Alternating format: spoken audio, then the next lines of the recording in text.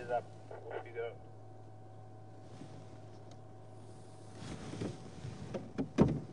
Good afternoon, everyone. Welcome to Juma. Sorry, we're a few minutes late. It's a bit hot this afternoon, so it seems like the equipment was a little bit freaking out, if I can call it like this. And it is quite hot today, and almost like a summer or proper spring day. And I think the equipment did overheat a little bit while we were busy getting ready. And then just as we were going to go live, we lost picture. Always the same story. Anyway, so I'm parked in the shade now. Equipment had time to cool down a little bit. It's working fine now, so we can climb on board of Gander and go on safari. My name is Sebastian, and behind the camera we have Becky with us, and back in final control we have Mark. If you have any questions this afternoon, send them to questions@juma.com, and then Mark will forward them to me, and I'll answer them with the best of my knowledge. Not much happening on quarantine. I checked, we did a quick looper on quarantine, and it's very quiet. I mean, it's not very hot, but hot enough for the animals to just be parked in the shade and just take it easy for another couple of hours, maybe 1 hour and a half, until they will slowly but surely start getting active again when the temperature goes down a little bit. We should maybe stick to water holes this afternoon. When it's hot like that, animals go and drink. So let's see. Let's start our safari and see what we can find.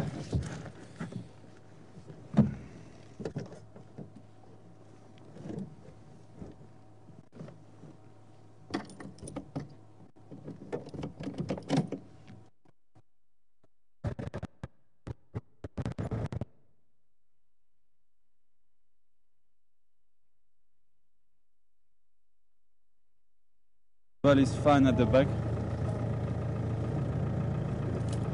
Okay, back.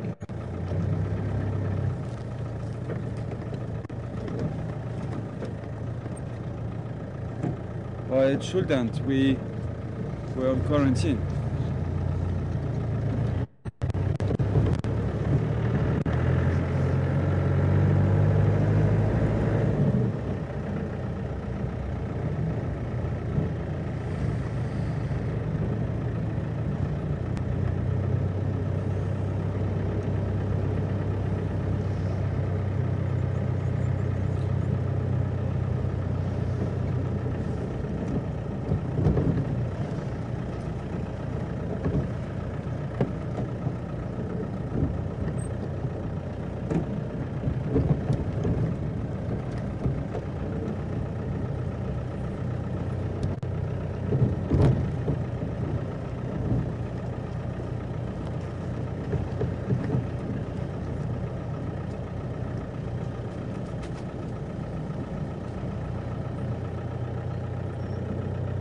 See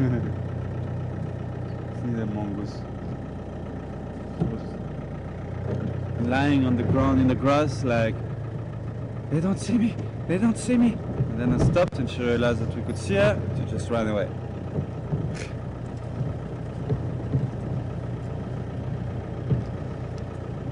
Dwarf mongoose.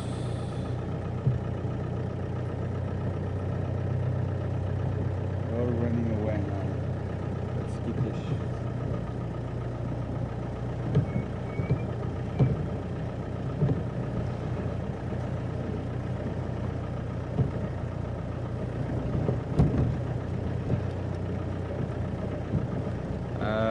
No.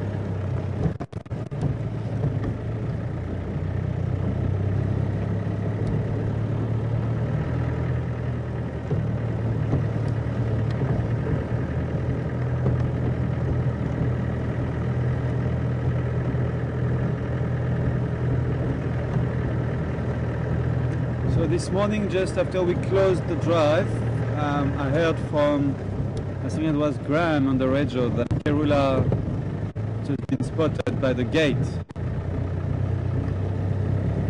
And unfortunately, where she was kind of just outside our signal range. Otherwise, I would have gone there and asked Mark to cut back to us and let you know that we are with Kerula. I think she had the cubs with her as well. But unfortunately, she was just outside our signal range, so we couldn't go there. It was pointless. But what I want to do now is slowly go towards the gate and see around Impala Plains if we can find her. You can see her, she might have slightly moved, and hopefully she might have moved north. And if she did, then with a bit of luck she could be in our signal range. So that's my plan for the beginning of the afternoon. Hang around Impala Plains, but not too long because signal is pretty bad over there and you might lose us for a few seconds there and there. But stay tuned, it's just while Becky and I are looking for her. You know, it's like kind of when you're on a real safari, you're sitting at the back and the guide and the tracker sometimes stop the car, get out of the car and go tracking. And unfortunately when they do that, you're just sitting at the back of the car and nothing is happening. You're looking at the same tree sometimes for 10 minutes, sometimes for half an hour. I know that some guides actually go track for like sometimes more than 45 minutes. And come back, and usually they come back and they know where the leopard is or where the lions are, so they come back to the car.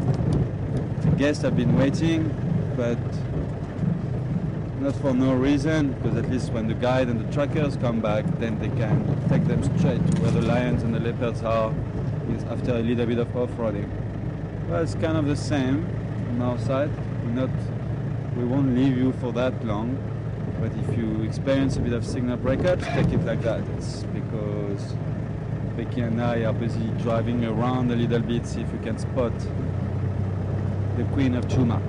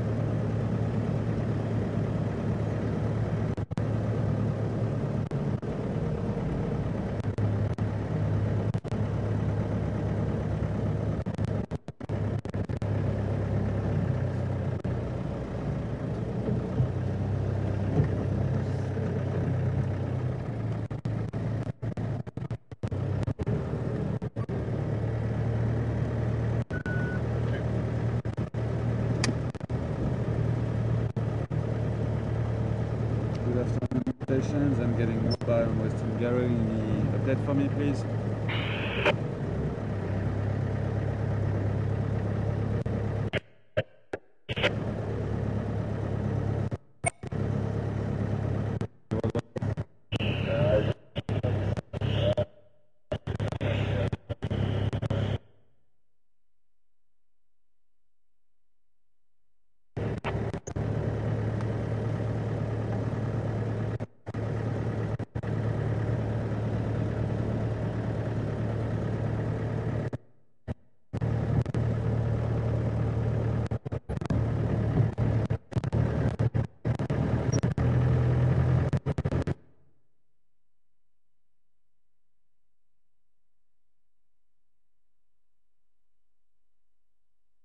Because signal.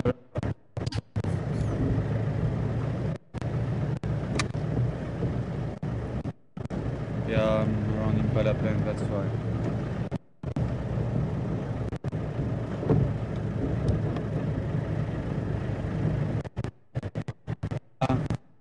Nah.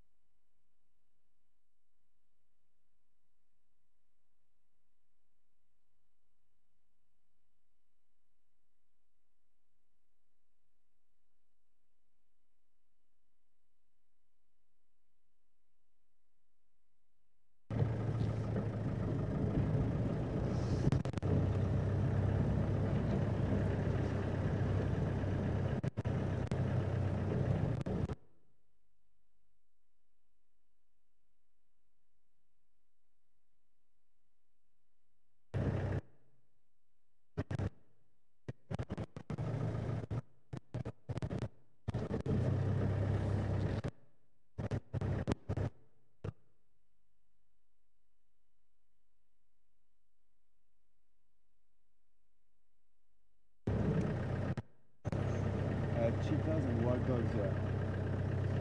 I like that area.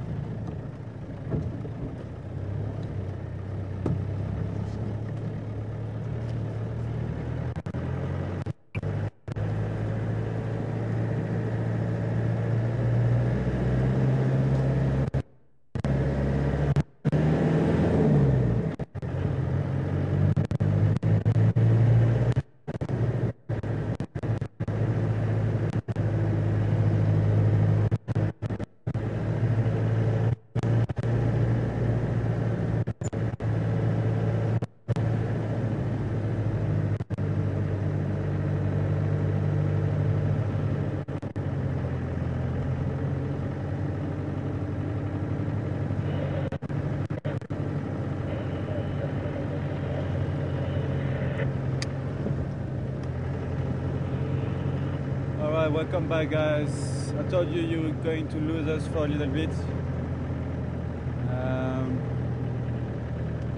Didn't see any sign of Kerula, but she might be on the other side anyway where we really don't have any signal.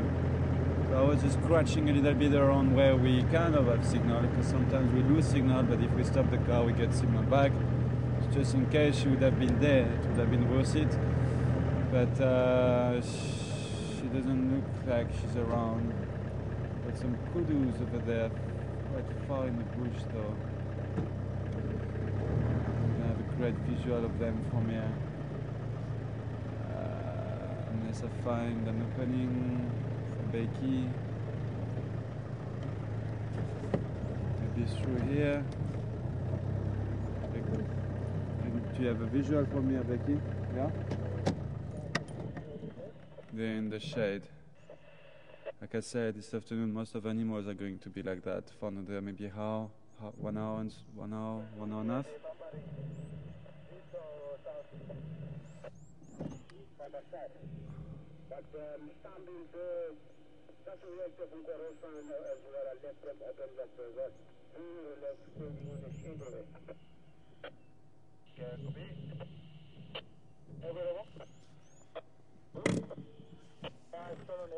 What you got there?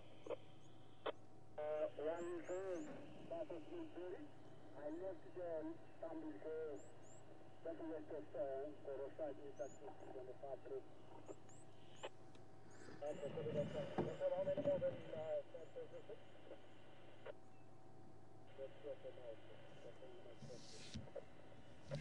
I'm also making my way back.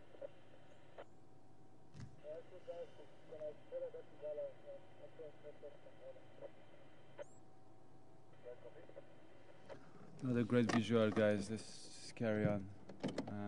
I don't also want to really drive on that fire break. I could go off-road and get closer to them, but I mean, try to avoid to go off-road for animals which are not part of the big 5 or the big 7. It's the big 5 plus wild dogs and cheetahs, just to minimize the impact on the vegetation, you know.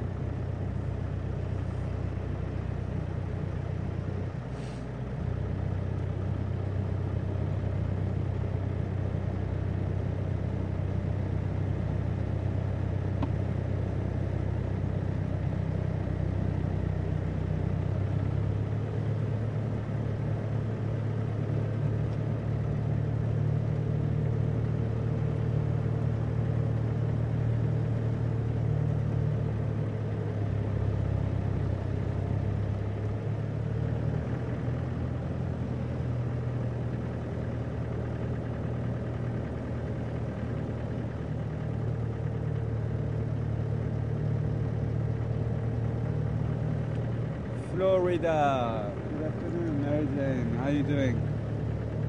Welcome to Juma this afternoon. Mary Jane wants to know what does it feel like to have an animal like a hippo any other big animals inside the camp? Is it scary or is it awesome? Kind of both, Mary Jane. Kind of both. It is awesome once you feel kind of safe. It is scary when you realize that you could have get hurt. And like I was saying this morning on drive, my luck yesterday afternoon is that I was directing when Mark was busy driving, and Nick, who's working at Juma, stays in a house which is really close to our camp. It's literally like 50 meters away from our kitchen, and Nick lives there with other staff from Juma like Nikki and Chase, and their house being really close, they almost have to walk through our camp to go to work. And on his way to work, Nick saw those hippos, those two hippos, right by our kitchen. And he radioed Mark, and he let Mark know, and Mark let me know. And that's kind of awesome, because otherwise, I mean, it was around that time of the afternoon where it was getting chilly, and I was going to go in my room and get a jacket, and that hippo was right there by my room, like around, just around the corner of my room, and I would have probably walked straight into him, and he would have probably charged me. It was getting dark. So that is the scary part when you think about that. It is quite scary. But otherwise it is pretty awesome. When Becky came back, first thing she did is she just jumped out of Ganda and she wanted to check out where was that hippo, and we saw the trucks together, and then Mark arrived, and we like actually saw the trucks going right along that little path which goes to his room, and they knocked over the chair and a few logs. One of the logs being the one Mark just hangs his cup of tea in the morning, so he was quite pissed off about it last night. But that's the awesome part, you know, once they're gone and you know you feel safe, you're just like, ah, that was really, really cool to have hippos right by my room, right by our kitchen. But it wouldn't have been awesome if Nick didn't see them, didn't radio Mark. I would have gone in my room and then probably got charged and trampled, or who knows, because that hippo was cornered, and I think his reaction would have been to little stink.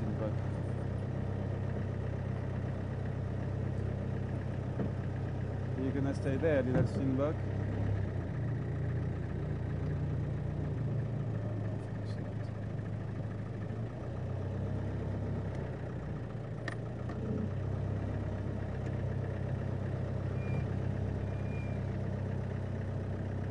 Can you have him from here? I'm sorry? Yeah. Yeah? A little Steinbock. So that's, yeah, Marijan, that's... I would have had a big fright, I think, if... Because, you know, it's dark and we know we've got our habits and we go straight to our rooms. When we direct, we just pick up a jersey, some water in the kitchen. I could have gone to the kitchen just to pick up some water, you know, and I would have bumped into him. It was dark. I would probably haven't seen him. I would have just heard something charging me.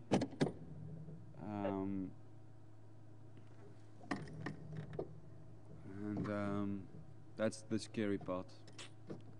But, I mean, how many times did we have Kerula on the parking lot as well? Or around our camp, elephants around our camp, elephants, they were there right in front of Mark's room, feeding. And that's really awesome. Okay, let's carry on. I don't really have a great visual. She just lie down in the shade. It's quite hot this afternoon for animals. I mean, the chances to see something right now are slim.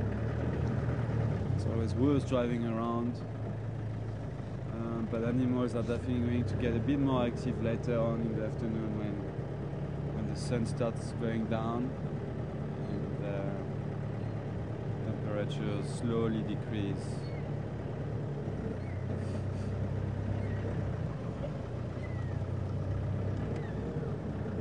With a couple of steenbok here, male and female. Hopefully they won't move away. Here we go. Oh, and a big warthog crossing the road in front of us. Go for the warthog. That's not often that we get a nice shot of warthog like this.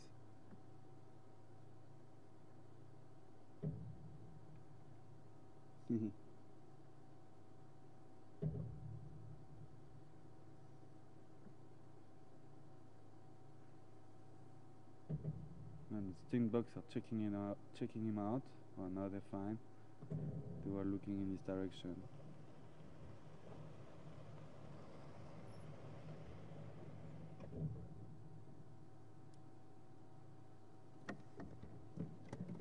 Quite chill, that warthog actually. Quite a big male.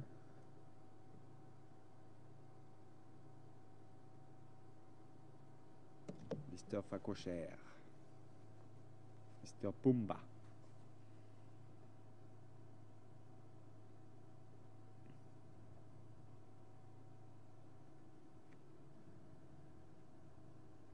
Interesting fact about the warthog is that they would sometimes share their dens or their hollows, their holes, where, like I was explaining the other day, they bury a hole and warthogs live in a hole.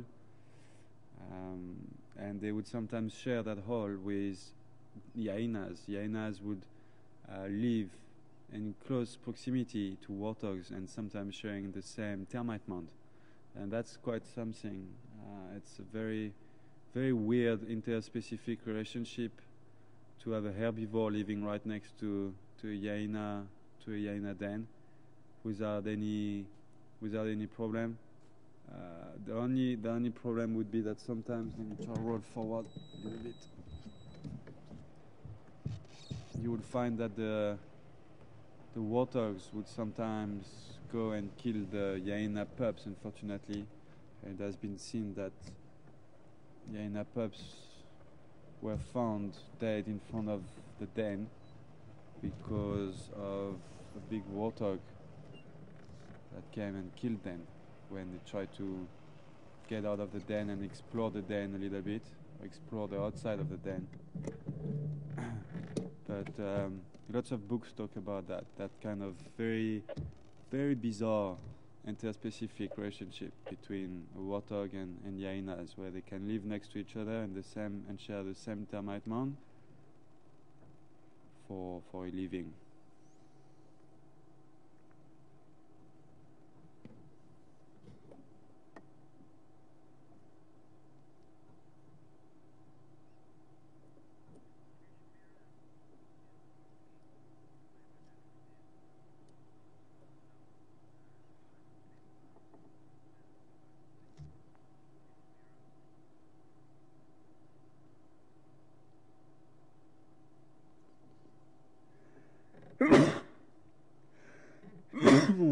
Sorry guys.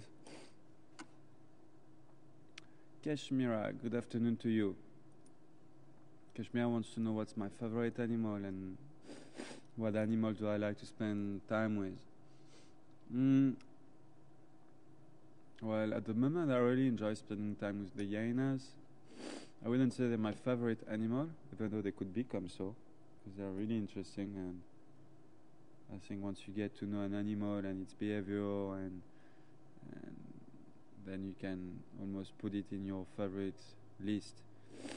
But for now, I'd say my favorite is leopard. I really like spending time with leopards and lions and elephants as well. Difficult to say which one I prefer. And there is something about spending time with a herd of elephants. It's very relaxing and always something interesting happening. It's nice to be part of the herd, you know, and just share some moments with them. I also like to spend time a lot with leopards and lions. Leopards because we're close to them here, we see them almost every day and we get to know them, so spending a bit of time with Kerula and the cubs, even if they're like just lying down on the ground sleeping, it's always nice. And then it gets even better if they start getting active and when they play or when they're on a kill. So and then there's something about lions. It's just leopards are beautiful and lions are just powerful, I would say. Just powerful. Just there is nothing like 3 or 4 big lion males walking on the road, you know, it's towards you, and just walk right past your car. It's just like, it's just raw power, and there's something impressive about it. Something that I really enjoy. But then, once again, you know, everything is, when you love the bush, everything is nice. I mean, every little creature, every animals, we always enjoy spending a bit of time with all of them. And every time you spend a bit of time with an animal, you learn something new. And that's the great side of our job. Every day we learn.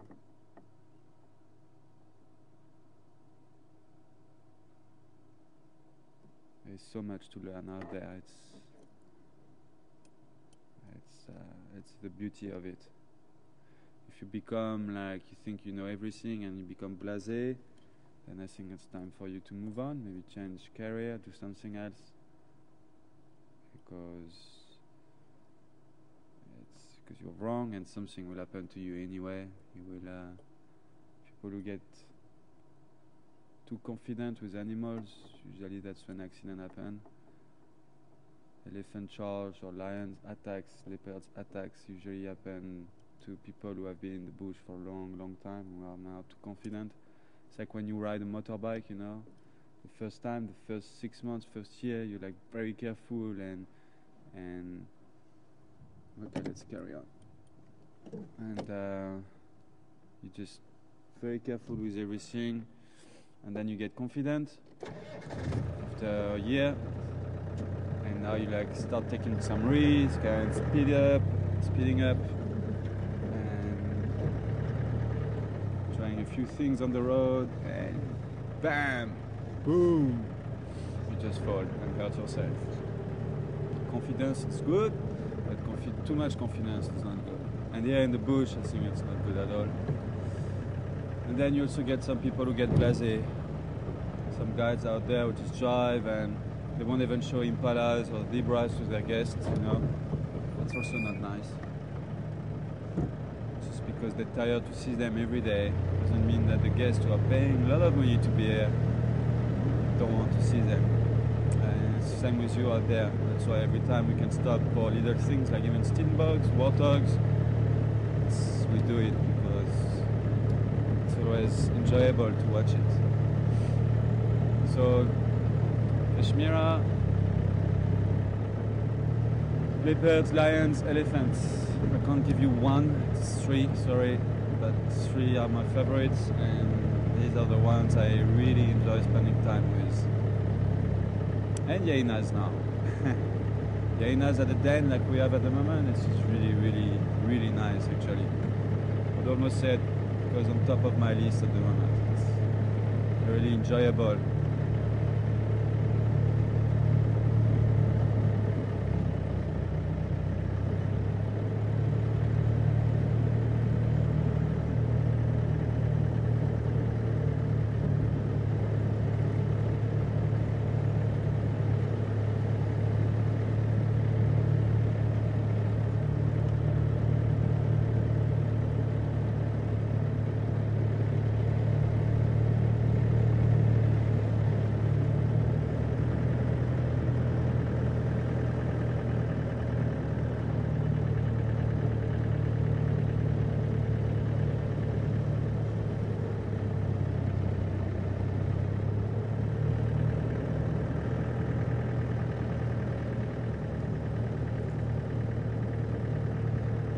Nancy, good afternoon to you.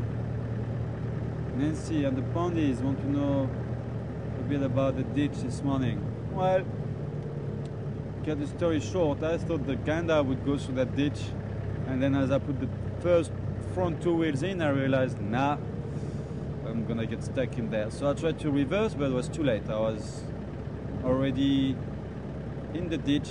You see, it was It's just that that ditch was really narrow and quite deep. So if it wasn't for that ditch, then Ganda would have gone through that dip, because you had a dip and you had a ditch inside the dip. If that makes sense.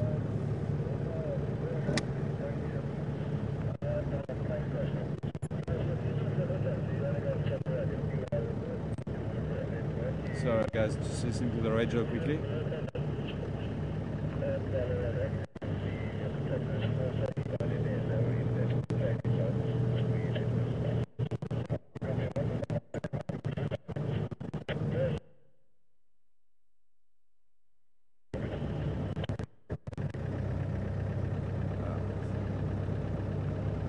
Okay, signal break up.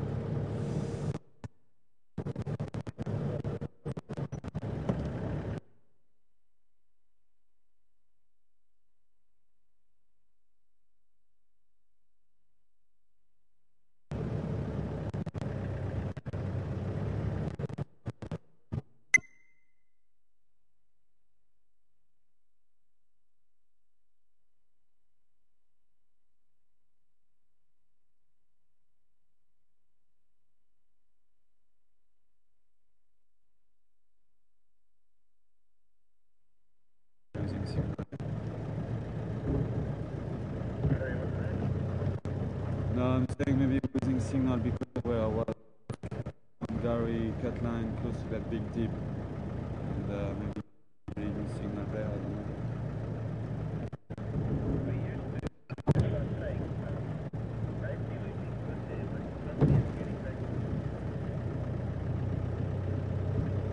All right, back.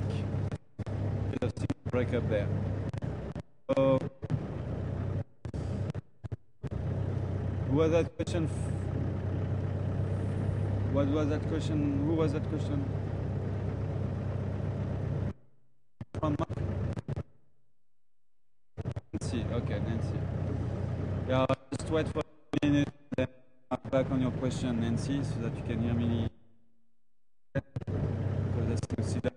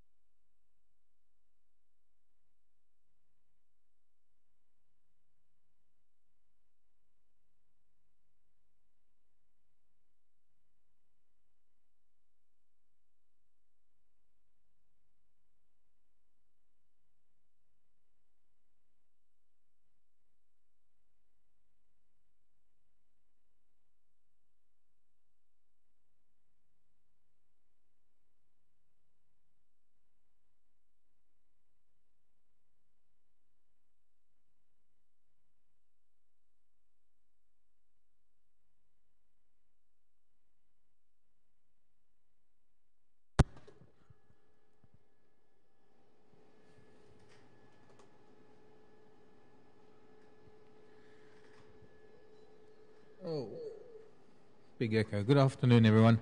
So Receb's just working on the antenna on the vehicle. We seem to be getting a lot more breakup this afternoon. So he's just trying to make it a little bit more perpendicular, more upright. And, well, I have a dual beetle in the meantime until I get signal back.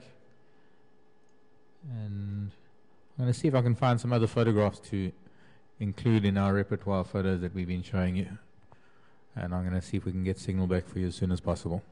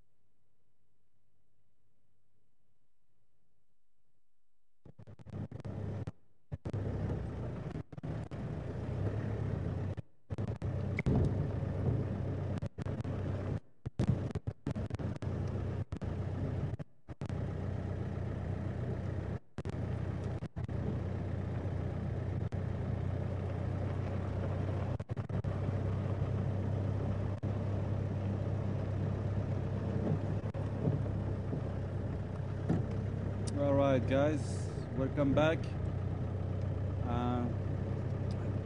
Did a bit of a fixing on that aerial because it was a little bit skewed at the back, which might have been the origin of the problem why we keep on losing signal, because we were losing signal in areas where we shouldn't be losing signal this afternoon. That aerial was really like skewed. So I did put it back straight, and let's see if it works a little bit better. I hope you can copy me better now.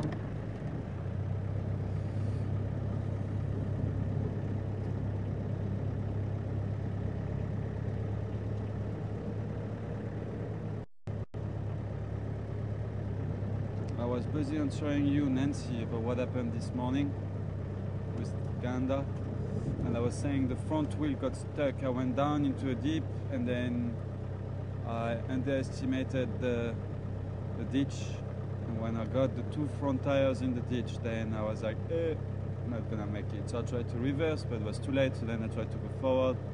I got out of the ditch on one side, on the front wheels, but then the back of Ganda basically touched the ground at the back, the grass and everything, and then both wheels, back wheels, well, not both, but one on the right hand side was just spinning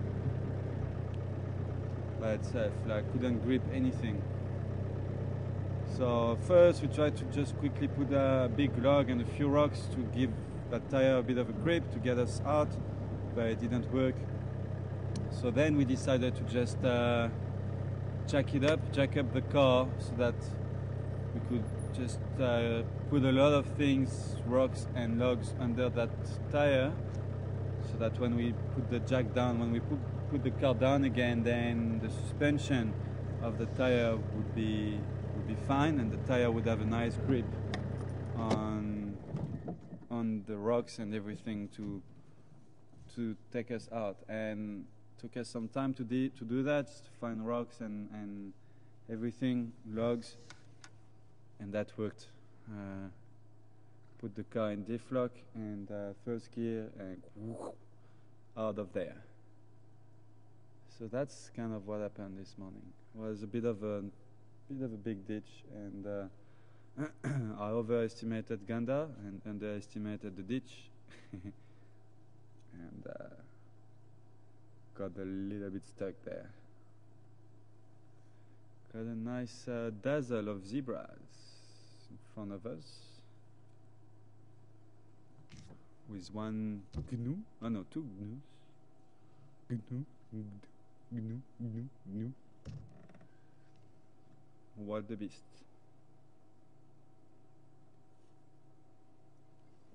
You see how fluffy the youngster zebras look compared to the males. The fur is always a little bit more fluffy.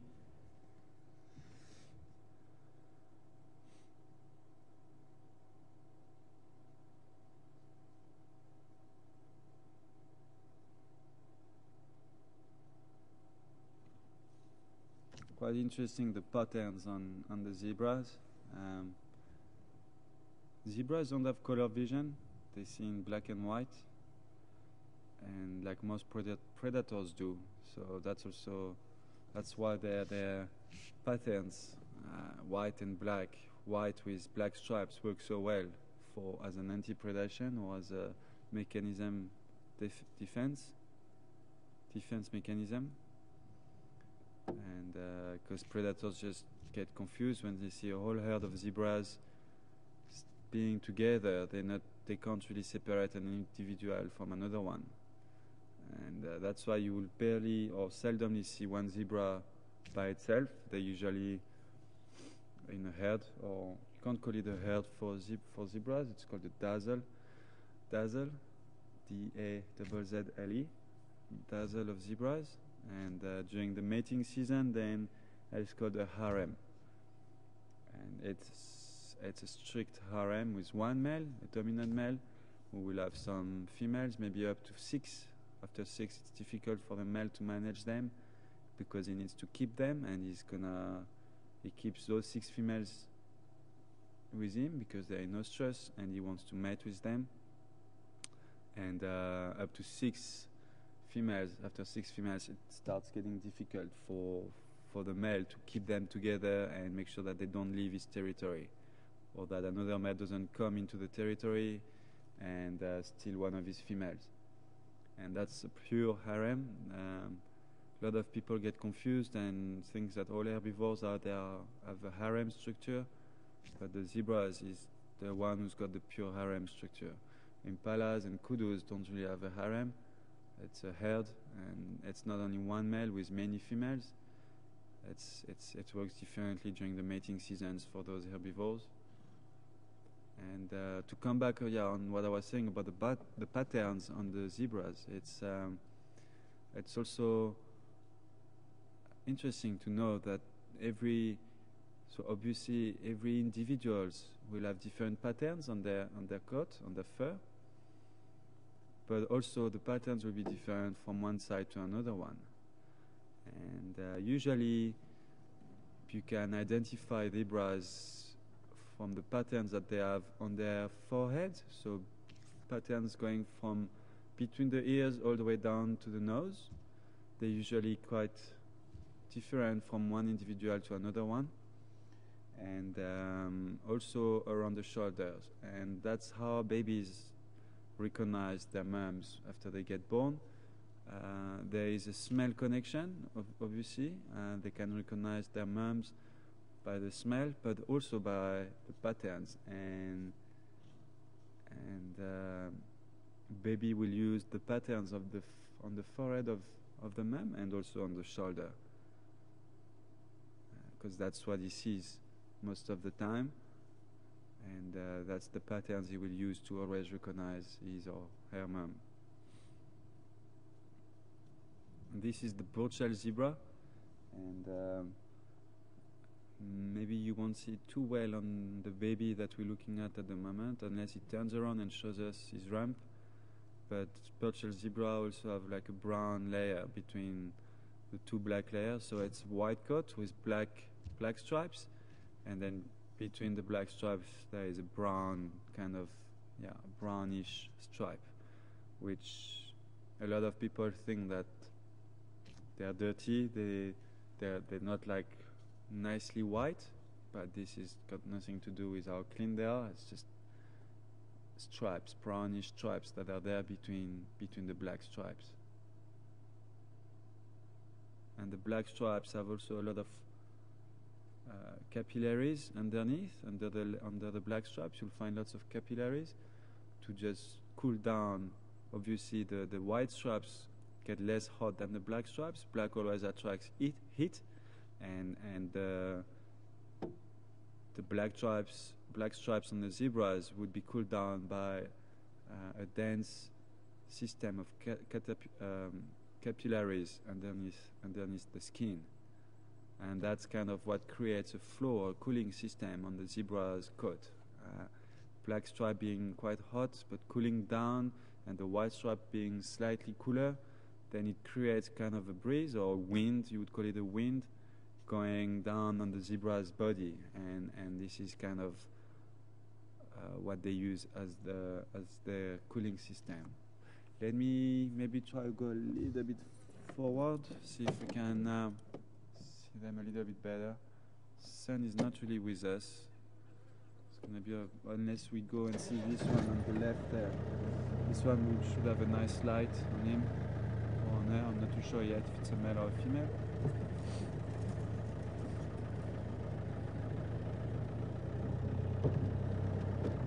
He's going to want to cross the side because the rest of the harem is on this side.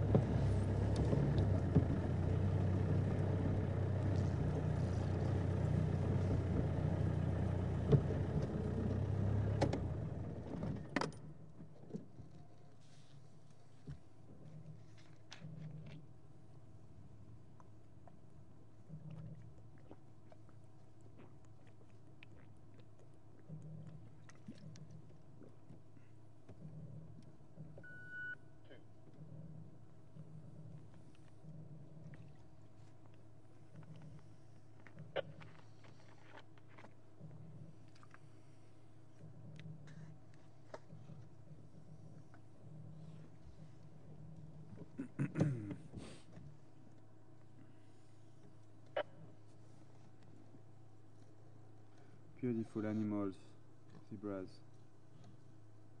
They're not ruminant. Lots of people think they are, but they're not.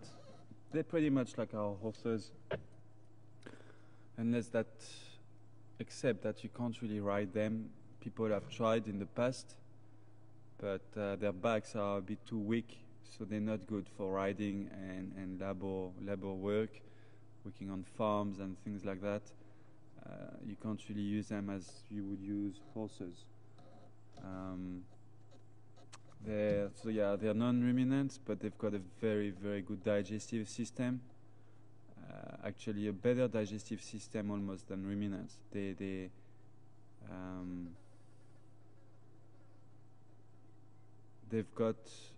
what we call hindgut fermented digestive system, which means that they've got a chamber, or the digestion. Most of the digestion is done after the stomach, not before the stomach, like for the ruminants, which chew the gut. Zebras will have an organ that we called the cecum, and in that organ, and in also the big in the big intestines, they've got lots of digestive fluids, which will help in breaking down the cellulose of the vegetation, of the grass, or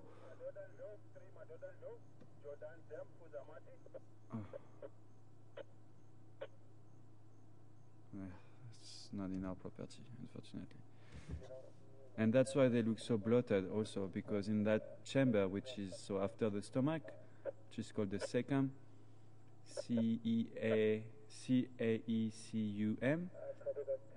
you get lots of digestive fluids, which help breaking down the cellulose, which help getting as much as possible from the food as they can. And that's why if you look at a zebra dung, it doesn't look like a ruminant dung, but it also doesn't look like a non-ruminant dung. It's still very fine particles, and not like you would look at elephant dung or rhino dung. You know, it's very coarse, lots of things are still in the dung, twigs and seeds and grass, where zebras would digest thanks to that chamber, thanks to that cecum. They would digest most of it, and their dung would almost look like ruminant dung, very fine particles.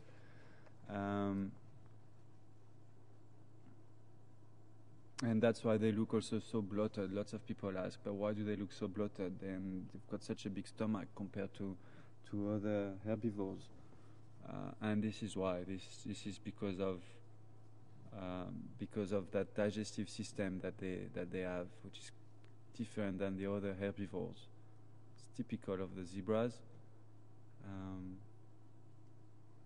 But you see, if you look at these two there, yeah, exactly these two. You see, for predators, yeah, no, these ones, Becky, yeah. You see, for predators, why it can get confusing when two zebras are standing like this. Here we go. For a predator who sees in black and white, then he's a bit confused now. He doesn't actually even know where the head is, where the tail is, and this is why this kind of defense mechanism work very well.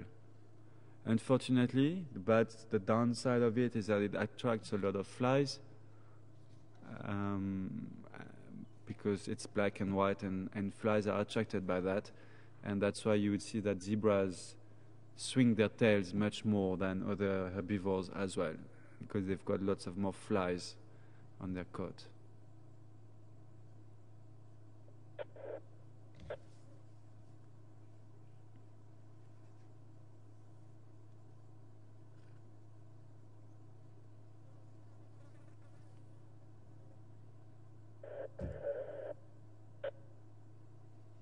They've got some very mean front teeth, incisors, which when they bite, when they fight, they can inflict some very severe injuries to each other.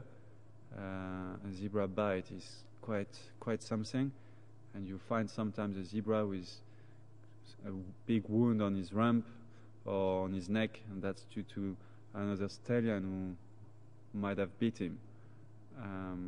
They use those incisors also to cut the grass, to graze. That's what they're doing at the moment. Another thing which helps them, being even though they're non-ruminant, something that helps them digesting their food better is the fact that they chew their food more thoroughly than other herbivores. They would cut the grass, but they will chew on it very nice. They will chew it very thoroughly, and that's thanks to some big molars and premolars that they have in their mouth, which are quite big and helps into the chewing process. So they chew their food nicely, then they swallow it. It goes into their stomach, which is part of their digestion, and then it's going into that cecum after the stomach. Well, there in there you get some digestive or gastric acids. I think you can call it like that in English, gastric acids, which helps breaking down the cellulose, and they also have some bacteria in their stomach, mini bacteria, that also helps digesting the cellulose, breaking down the cellulose of the wood, the wooden food, the wooden food that they eat.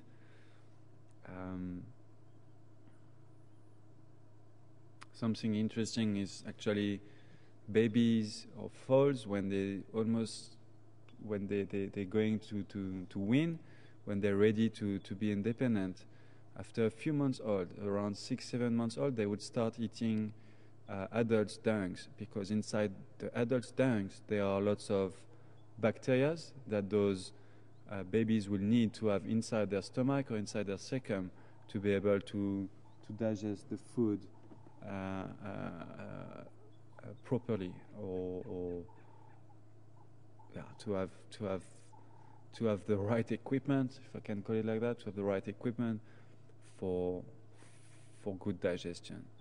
And that's why you find them eating dung sometime, and it's not because they like it, it's just because they are after the bacteria which are in those dungs, in the adult dungs, and they need those bacteria in their stomach to break down the cellulose.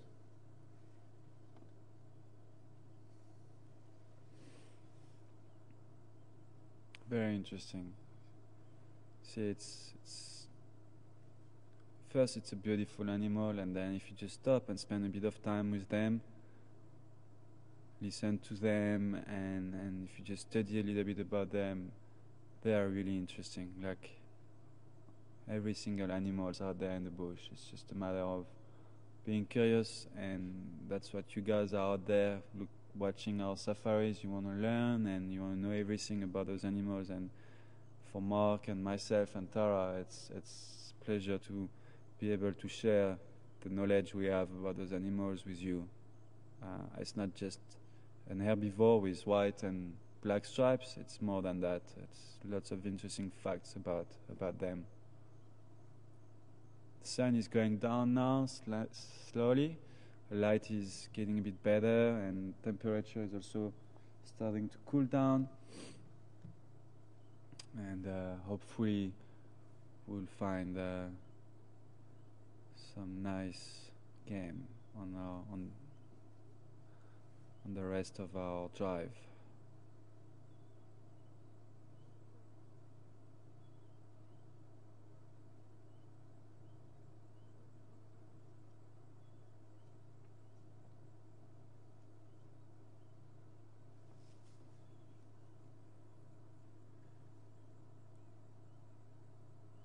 All right, shall we carry on? Thank you, zebras.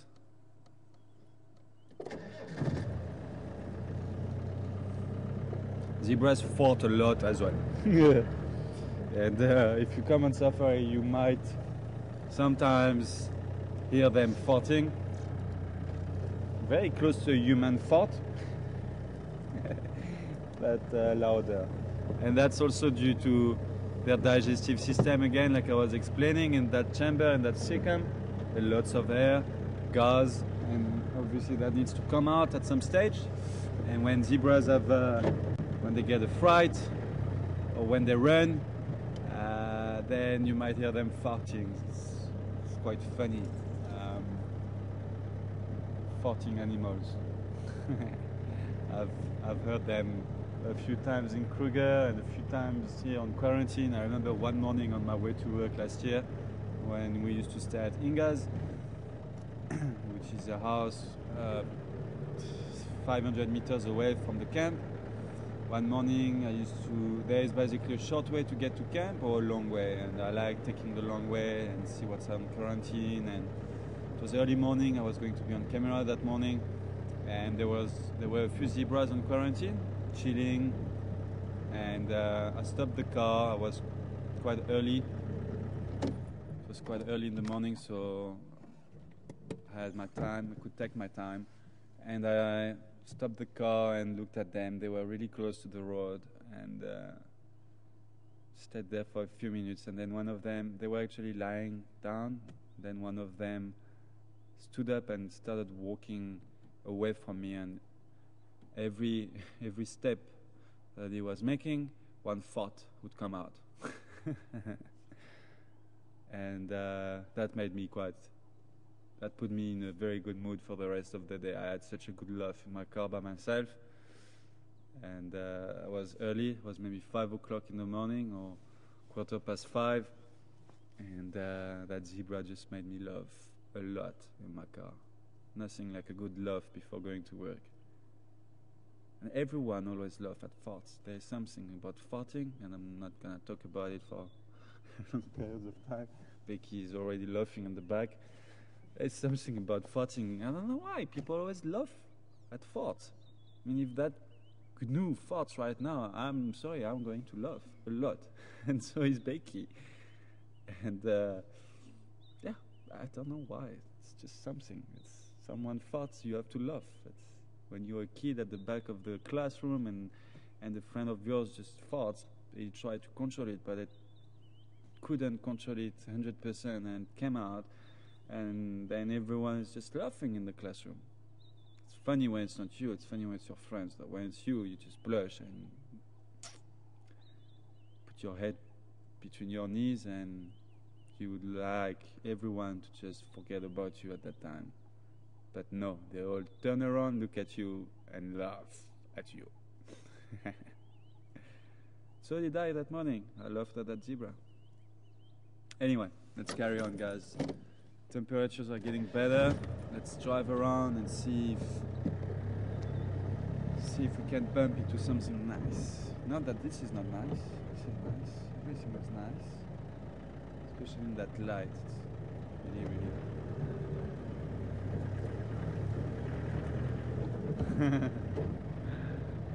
You don't want to know. Alright, fire the questions at me. I'm ready.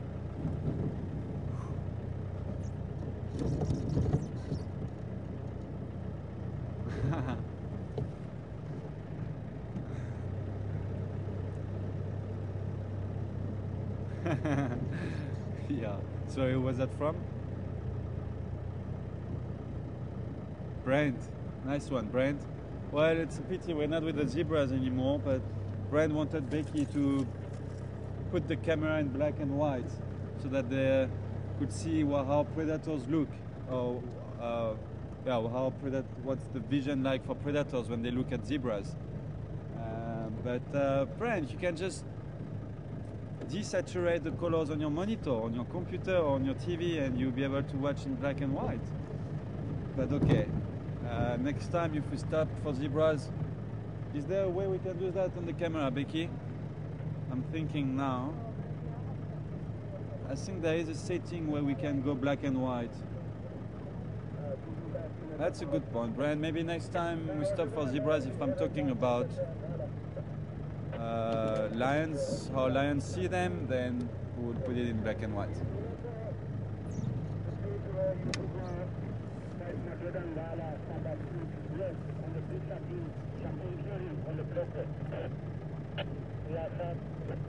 no chance there. So maybe look at all you can type, Christian, Not for us, unfortunately. Some lions been spotted somewhere, but around Big Dam, I think, if I got it right in the red jaw. Unfortunately, we can't go there.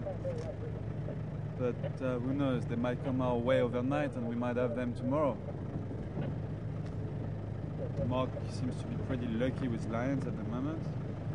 First drive with Juma was the opening drive was with lions.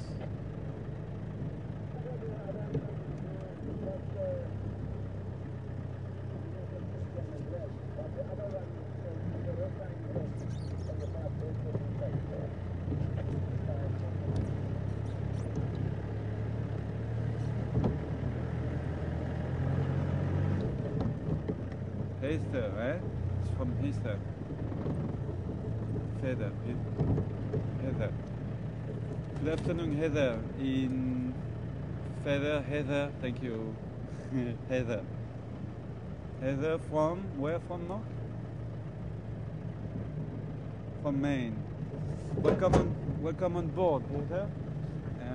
Heather wants to know what do warthogs feed on and what is their lifespan. Well, warthogs are like pigs, I would say, so almost omnivorous. They would eat on bulbs and grass and mushrooms and roots and twigs. Elephant. This is quite the. We should not call that road Mvubu road because Mvubu means hippo. And for the last 3 days, Mark, we had elephants. Had elephants here 2 days ago. You had elephants here yesterday, and now we have elephants here again this afternoon. So let's call it Ndlovu road. Shouldn't be Mvubu road. It should be Ndlovu. Ndlovu meaning elephant in Shanghai. One here. So let me finish that question quickly for you, Heather. So that's what they eat on. They're not strictly grazers or browsers like some antelopes are. They're like pigs. They would dig holes to find bulbs and roots, and they would eat grass, and they would feed on some twigs and. Yeah, sorry.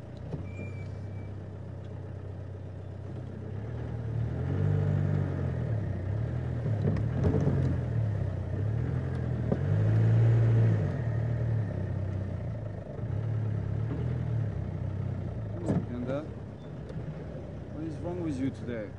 I have to go in low range to go uphill now. That's new. Usually it goes up.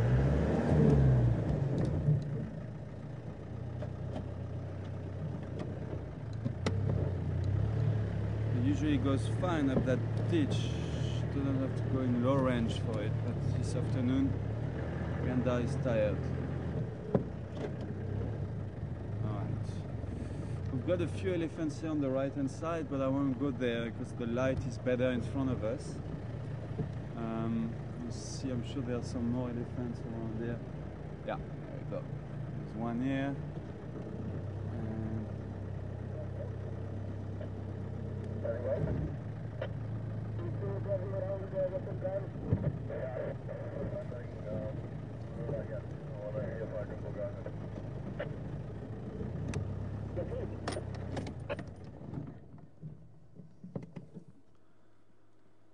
Are you looking at Kerula then?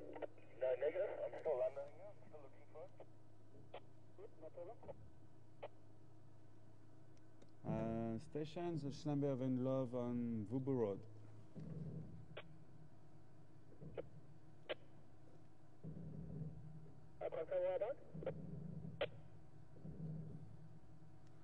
Sorry, Abel? For the location for the Shambil Road?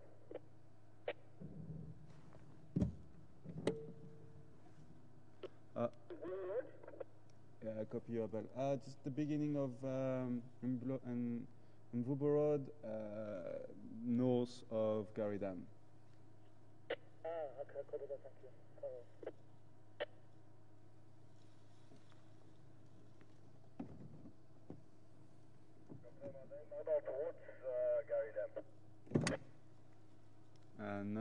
actually. They're more mobile towards north, northwest.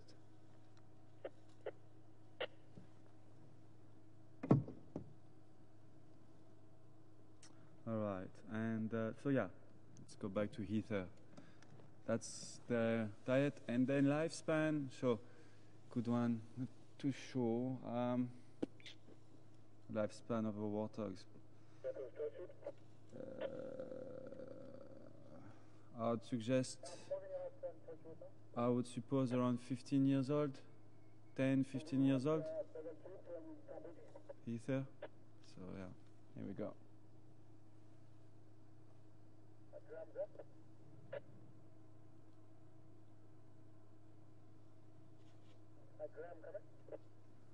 So got two young ones there in front of us. See, they're not that big. Probably around just under or around 2 meters height at the at shoulder height.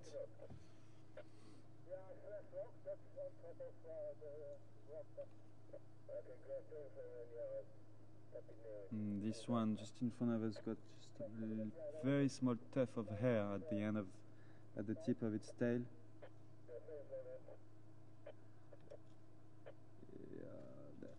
I usually have, well, Vicky can show you this one, and then if you can pan to the other one's tail while he's still on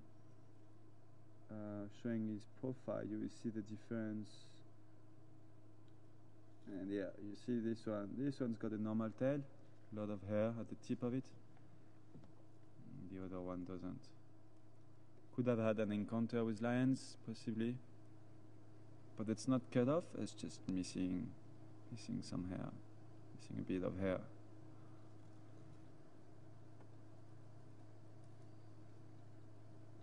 Using his tusk again as a tool to be able to break those branches.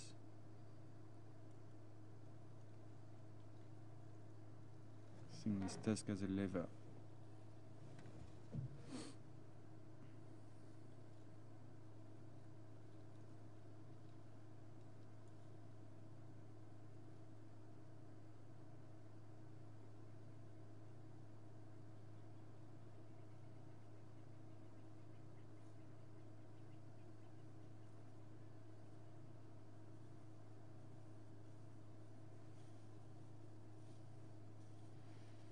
We've got a mama coming on our right with one of our youngsters. You're gonna come and say hello, mama?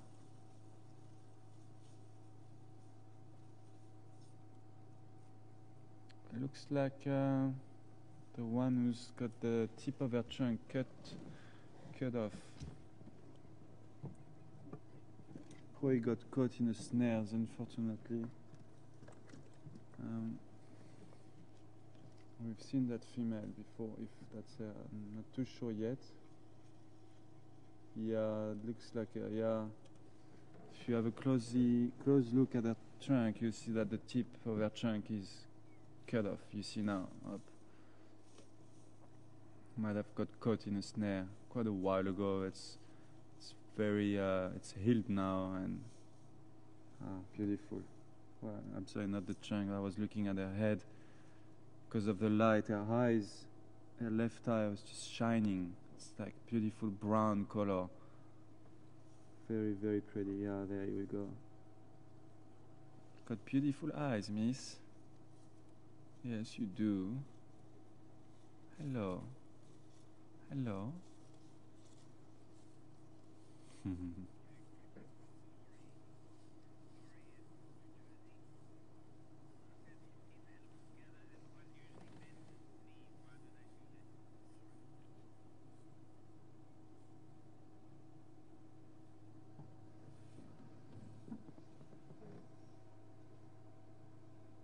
Laurie, good afternoon to you. Mark, what was that? She doesn't understand why they bend their knees.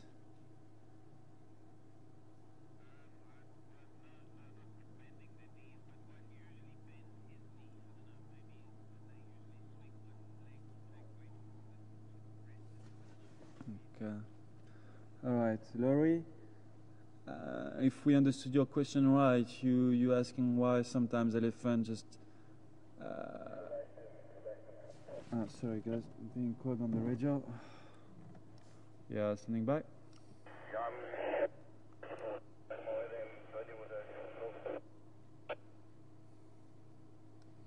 Yeah, you're more than welcome. Just get onto Mvuburo just by Gary Dam, and you will see me. They're still on the road.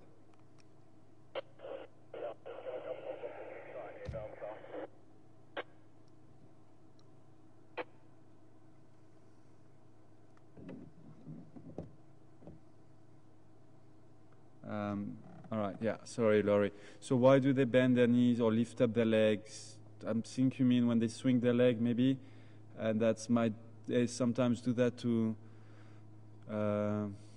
take the weight out of one foot, just rest on kind of three legs just for a few seconds to take some weight off that foot. Also, like she just did this one, sometimes they will swing their legs to like get rid of a few flies under their belly.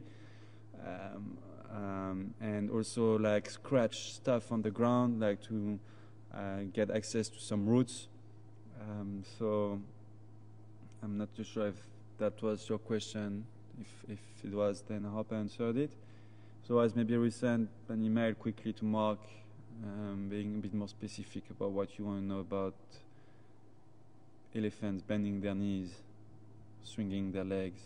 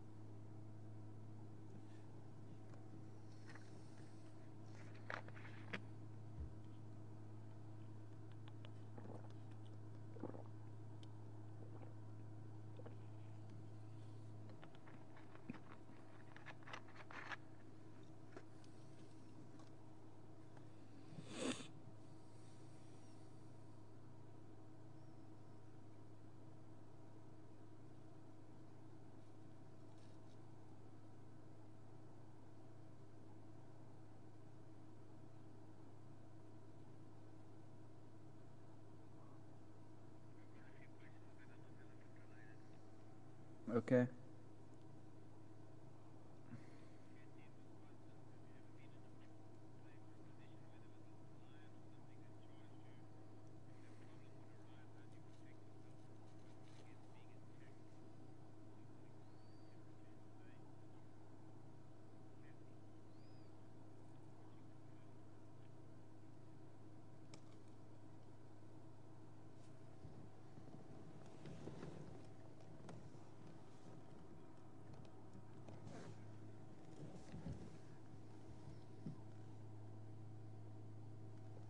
Hey Kathy, welcome on board. Kathy is watching us for the first time, so welcome on board Kathy from Wisconsin. I'm glad you're with us this afternoon. I hope you're enjoying the ride, and hope you like chilling with elephants. I personally do, so we're going to spend a bit of time here.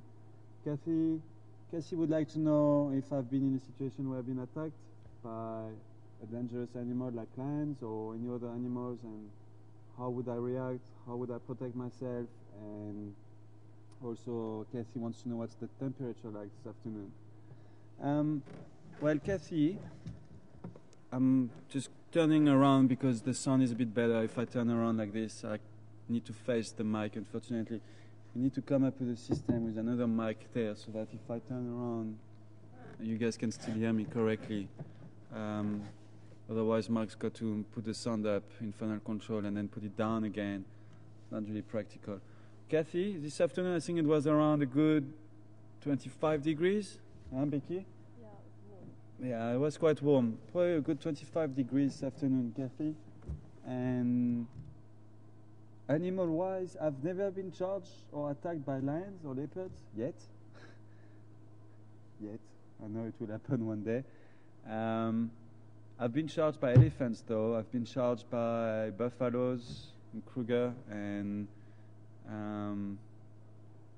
slightly charged by rhinos long time ago, when I was not even a guide. I was in South Africa with my parents. But Kathy, if I would get, first of all, you ask how would I react, how would I protect myself? Well, the first thing is I would try to not get into that situation. And that's my job, to not get into that situation, to not put the vehicle in danger or in a dangerous situation where we might get attacked or where we might get charged. And that means basically respecting the animals, respecting their comfort zones. Every animals and every individuals of every species have a comfort zone. And you need to respect that comfort zone. If you get too close, then you're going to provoke that animal, and it's going to react with a mock charge or with an attack. Or it's going to flee. It's going to fly away, or it's going to run away, I mean. So that's the first thing, and we've been trained, we've learned how to do that, how to approach animals and where to place the vehicle so that we don't disturb them and we don't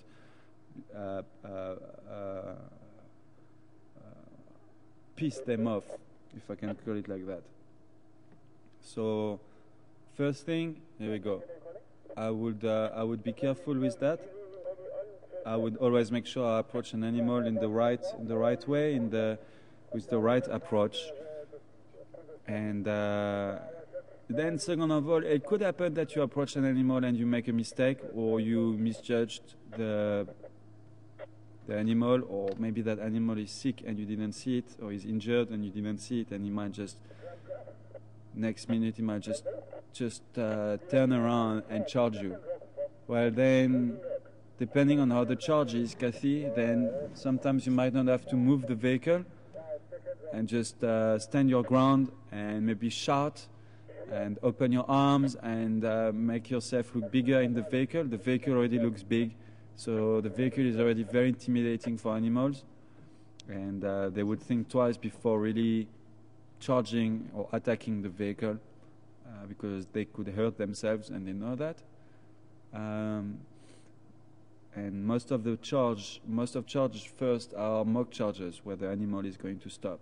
Sometimes just a meter away from the car, but most of the time animals give you a mock charge, meaning, please step back, you're too close, please give me more distance, give me more space. And after that mock charge, that's when the animal just slowly steps back, that's when you must also switch on your vehicle and slowly go back to give it more space. Let me go a little bit further on so we can have a better view of those elephants. I think the ones which were at the back are quite deep in the bush, probably walking that direction as well. We've got these two here, and we might have some more in front of us.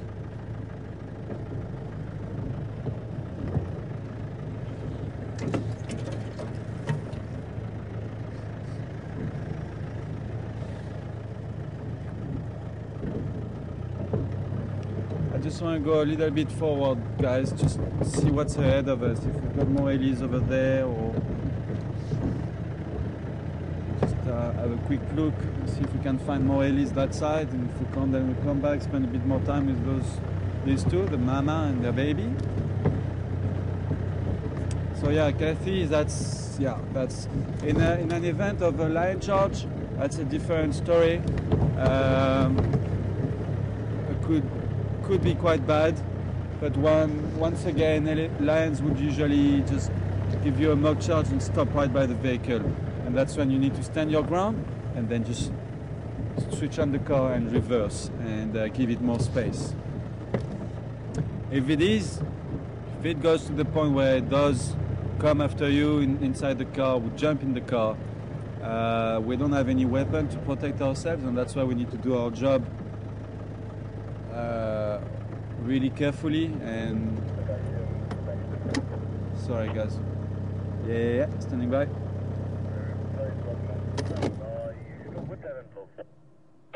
Yeah, I've got a Schlembe. It's just a Schlembe of Enlove. Yes, they're still here around Vuborod. Okay, copy.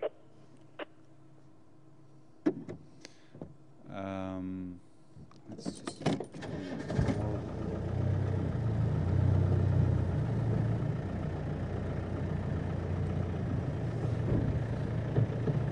yeah, we've got a few more helis that side.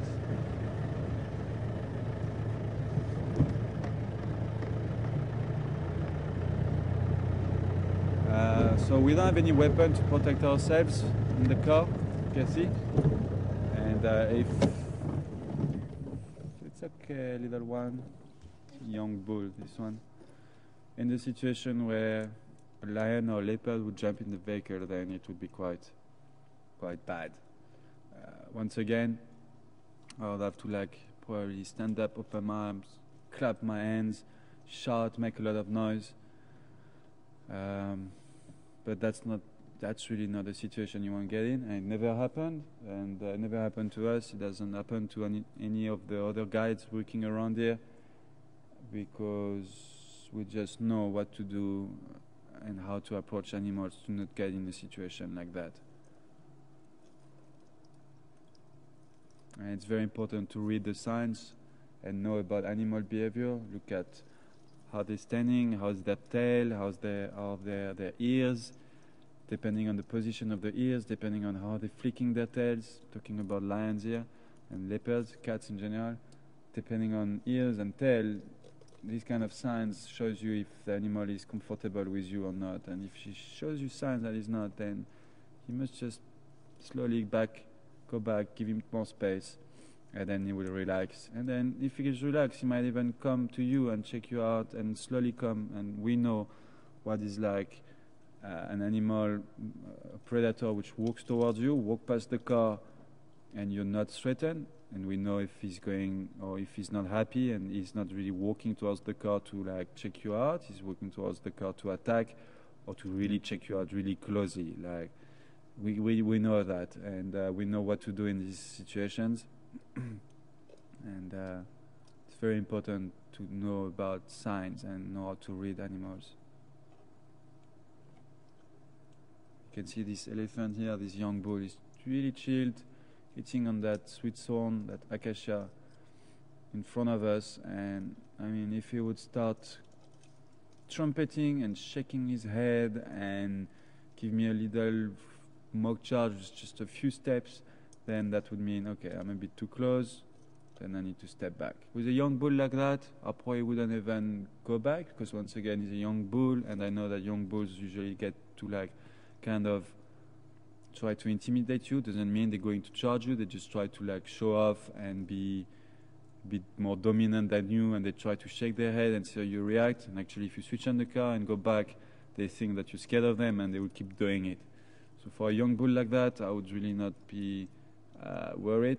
If it's a big bull and if he's in must, which means he's got like a high level of testosterone, then I would have to be very careful. If it's a female with a baby and she shakes her head and she gives me a mock charge, same story. I'll have to give her a bit more space so that she can relax.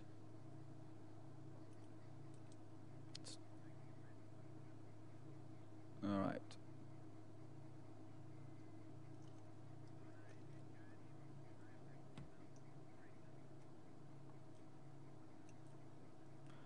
Donna in New Jersey, welcome, Donna. Donna wanted to know if that female was pregnant. No, I don't think so, Donna. She didn't look pregnant to me. I don't know if you're talking about the one who had the tip of her trunk missing. If you're talking about that one, can have a better look at her if we go back there, or if they come our way. But no, she didn't look pregnant to me, Donna.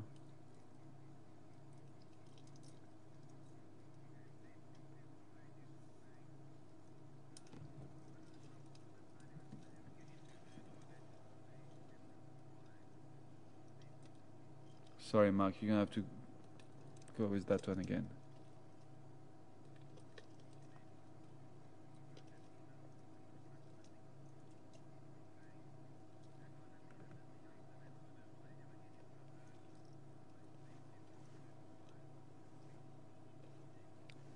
Beds, welcome on board, Beds. Beds wants to know if that female with the missing tip of her trunk and they're young, if they would be part of a herd one day or if they would always be separated. Well, Beds, they might be part of a herd. This might be their herd. I think every time I've seen that female with her young, she's always been part of a herd. So I don't. Yeah, you see, it's every time we've came across her, she's been part of a herd, and this is all these elephants that we're looking at now. This is a herd. All of this is a herd. It's not just a few individuals living by themselves in solitary. No, they all belong to the same herd. They're quite dispatched now because they're busy feeding, and when elephants feed, they would be quite far apart from each other. But if the matriarch of that herd decides to move on and go somewhere, she will have a certain way to communicate with all of those Ellies, and believe me, they will stop feeding and slowly start moving towards where the matriarch is to be with her and follow her wherever she goes. So that female is not separated from any herd. She doesn't live by herself. She's part of that. She's part of that herd that we're spending time with now, and there are many more individuals. I mean, we've only seen like 4 or 5, but I'm sure deep in the bush over there, there are a few more individuals. So yeah, I hope I answered your question, but she's not by herself. She belongs to this herd.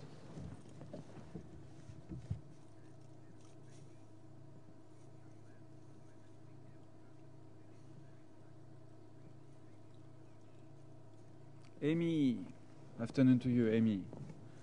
Interesting question. Amy wants to know if those young bulls have to be careful when the big bulls are in must, when the adult ones are in must.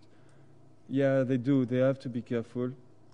At that age, they're not, well, looking at these 2 ones in front of us, they're still quite young. They're not too much of a danger for an elephant bull in must, but they must still be careful. Elephant bulls in must sometimes behave very weirdly, with no reason. They've got a lot of testosterone, and anything can be a reason for a bit of a fight or a bit of showing off. So at that age, you see, they're not teenagers yet, those 2 bulls. Otherwise, they wouldn't be in that herd. When they get to the teenagehood, they get actually kicked out of the herd, and they usually leave the herd and spend time on the side of the herd by themselves or with a few other bulls. Always rule of the thumb in the bush, numbers, safety in numbers. So that's why you might find sometimes some young Ellie bulls, teenagers, being together, and that's before they get to the adulthood, when they will become more solitary and only join the herds for mating purpose. And when they do join the herd, if they are young males like these 2 in that herd, then they know they don't really have any competition from these 2. They're not sexually mature yet, and they wouldn't really be a problem for them. But once these 2 are going to get sexually mature, they're going to get kicked out of the herd, and if they come across a bull in must, then yes, they must be very careful. They will have to be careful and basically leave, just not be in between that bull in must and the females, because that bull will definitely turn on them and give them a bit of a shake.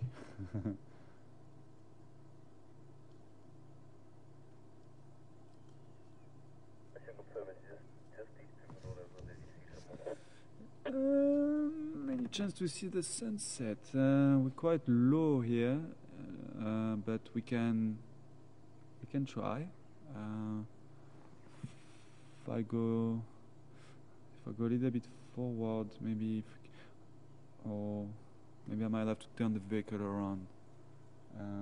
It's also getting quite cooler, and I've promised you that we'll go and check the hyena then, and I'm not realizing actually that time is flying this afternoon and it's gonna get dark pretty soon. So maybe let's leave those elephants for now. We spend a bit of time with them. We're gonna turn around and see if somewhere on the way to the hyena den, if we can have a spot where we can quickly have a look at the sunrise, at the sunset, then we'll stop and just watch the sunset. Still a bit of time before it's behind the horizon, so let's turn around.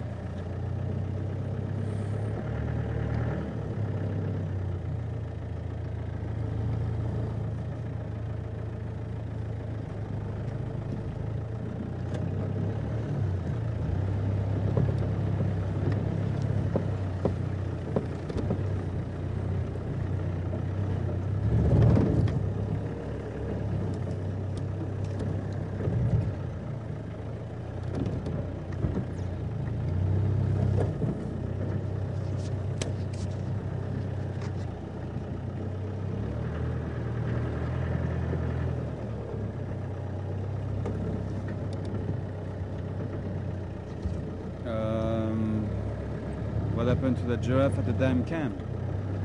I don't know.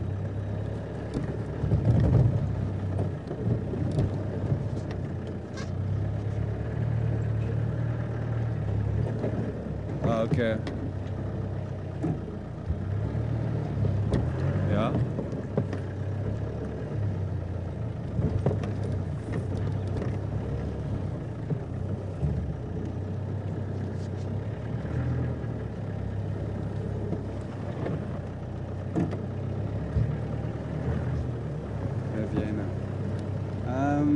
Good afternoon to you, Xavier. Wanting to know what happened to that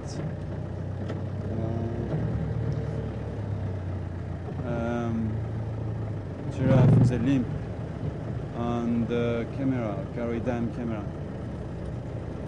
If it is the same giraffe that we saw on drive this morning, she seems to have a problem with her knee.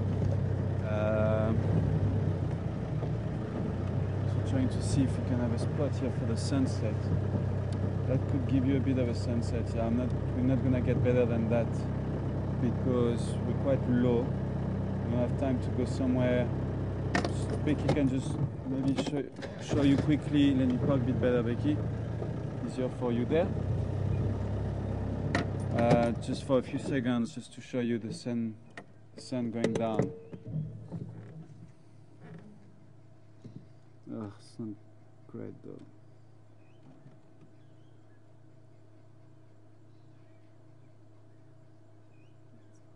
And it's really wonky.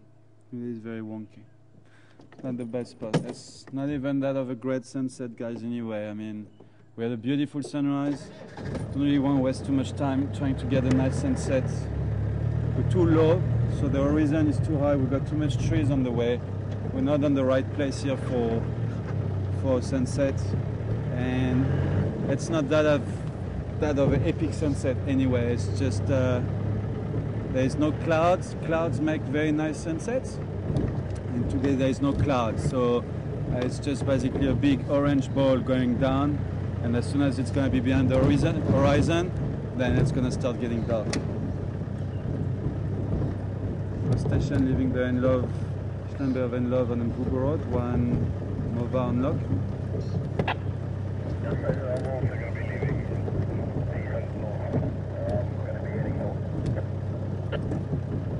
Okay, copy. Any news on that Kerula?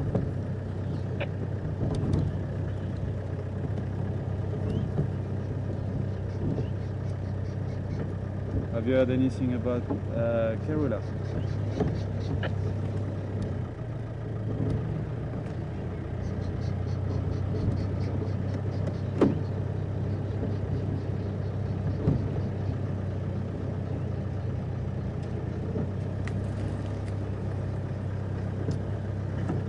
So yeah, to come back on that giraffe, it's not too sure what happened, how it happened. See, it's difficult to know the story of all the animals. Some of them don't have that. First of all, giraffe are not really territorials anyway. They've got big home ranges. But they don't have a specific territory, except during mating season, where a male will have a bit of a small territory where he tries to keep the females, but otherwise they don't really have a territory. So they cover lots of large distances, giraffe. So what happened to that giraffe, I have no idea. I just know her knee looked very swollen. It's not broken, but it's very swollen. So she might have got chased by lions. You know, lions sometimes do that. Lions and hyenas, they would chase giraffe, make them run, and what happens is they would push them towards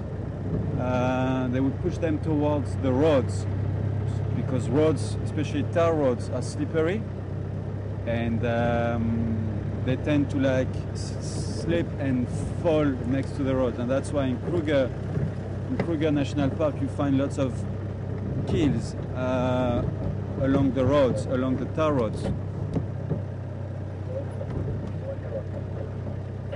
They've been chased, giraffe or other antelopes have been chased by lions, and when they run across the road, sometimes they just slip, and that's what maybe had happened to that giraffe. A wrong movement and just shifted or torn her ankle. Got another giraffe here. Hello.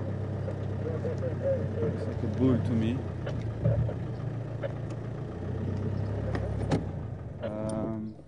Yeah, this nice bull. It's going to walk behind us.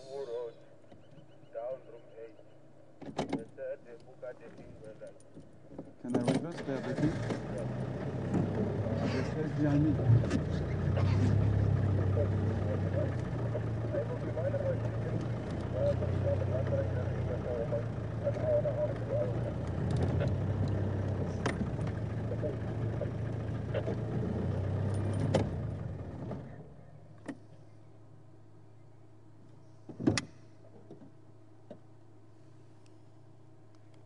Abel coming? What you got the M for? He said someone saw one in the bamboo room 8 Kerula. Confirm Ingwe room 8 Vuyatela. That's talking about 2 o'clock this afternoon.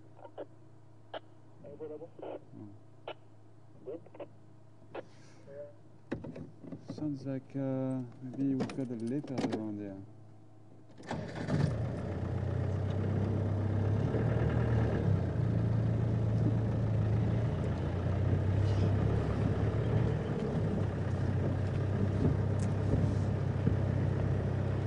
Got some wildebeest as well. Came for a drink. See, like I said, when it's a hot day like this, animals tend to, at the end of the day, when temperature starts going down, they usually get close to waterholes and come for a drink.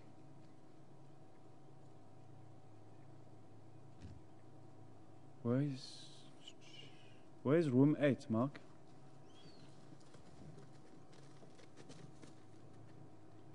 Mark?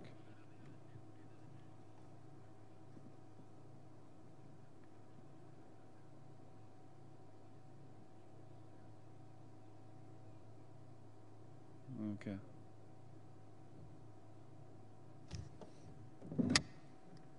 Abel, come in.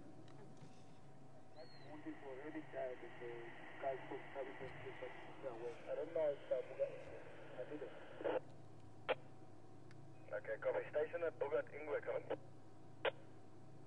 At the time for it's not me, it's one of my Mlungu said Buka Ingwe going to Bamba the mood somewhere. I think she was trying to Bamba the mood and the mood like ran away like maybe early morning or yesterday afternoon. And the mood was struggling to walk. So I think she said Buka the Ingwe like she had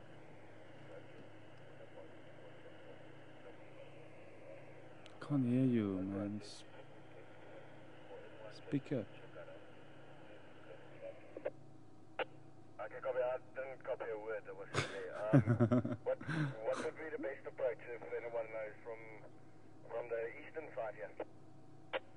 Sam from the eastern side, he is in room 8, so I don't know if, yeah, but I just heard saying the mood was between room 6 and 7 somewhere, so I'm not sure. You can try between 7 and 8 and 6, just check around on the eastern side. Okay, copy. Are you gonna follow up on that, Ingwe? Yeah, I'm here on the eastern side, just east of Williams at the moment. Yeah, I'm gonna see if I can maybe book out a single. Alright, copy you. I'm not too far from you. I'm still around Gary Dam. I was going to make my way to MPC Kaya. Just let me know if you find there or if you need some help there.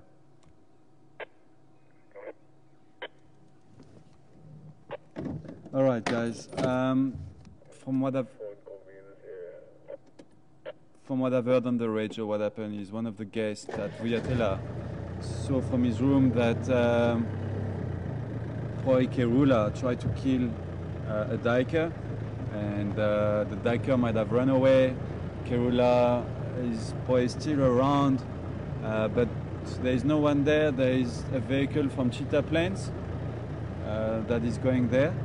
They're going to investigate. It's pretty much quite close to where we were when we were with those helis. If there was no vehicle there, I would go there and investigate myself, but I mean, there is a vehicle there from Cheetah Plains. So let's see. I told him to let me know if he needs some help or if he finds her, and if he does, then we can go and have a look a bit later on. Mark, if you copy me, what's the name of that Mulungu at Cheetah Plains? Is that Jacques or Jacques? Huh? Okay.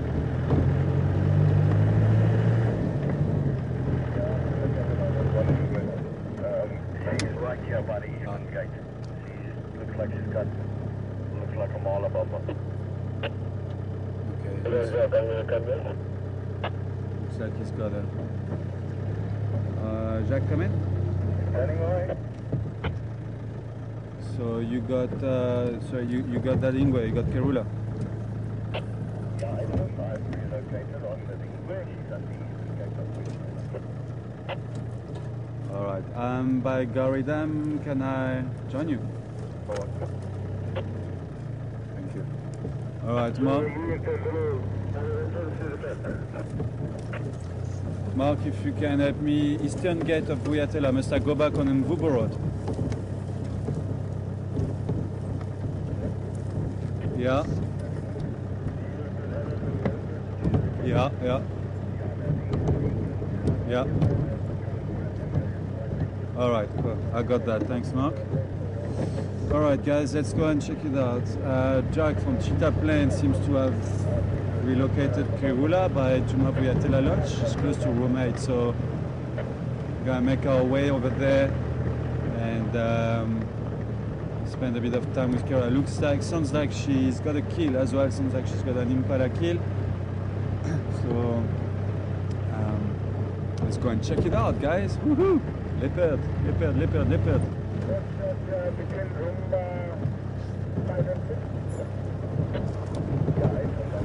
I can see already from here what's happening in the chat room right now. Yeah. People going, leopard, leopard, leopard. You're gonna see a leopard. Yeah.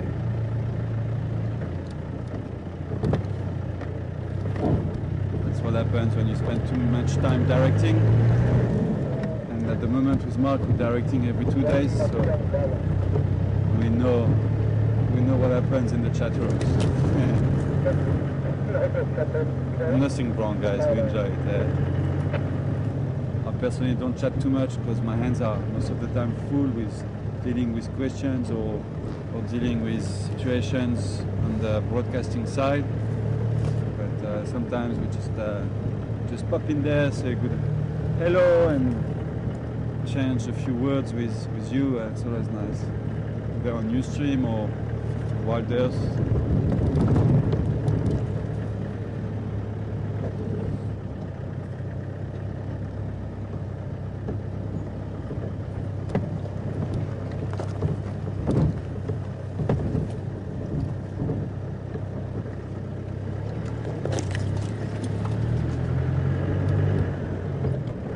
You're gonna do it this time, Panda? Yes. Sorry, Becky. You stick there.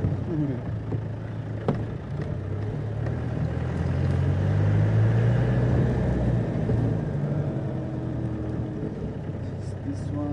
No, it's not this one.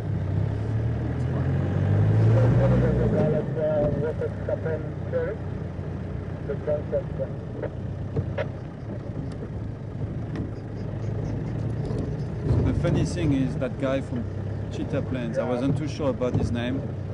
I just wanted to confirm with Mark, and it's Jack from Cheetah Plains. But it sounds like on the radio when he talks to me, he's calling me Ephraim, which is another guide working at Juma. So he's also a bit confused about my name and who I am, maybe. Well, hopefully one evening we will have a gathering around the fire, have a few beers together and get to know each other.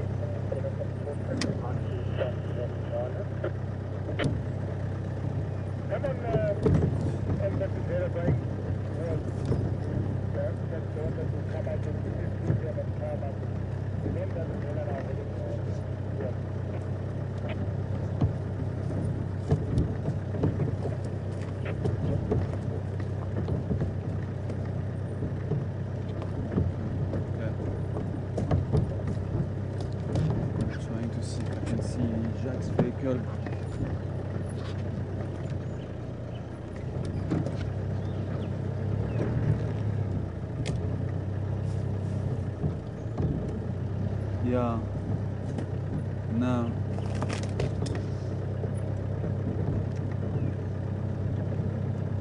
Yes, no, either that way.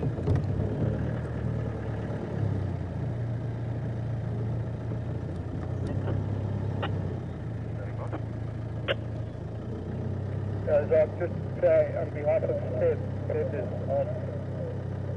on the sand in front of the lodge with that entrance into the lodge on the east side.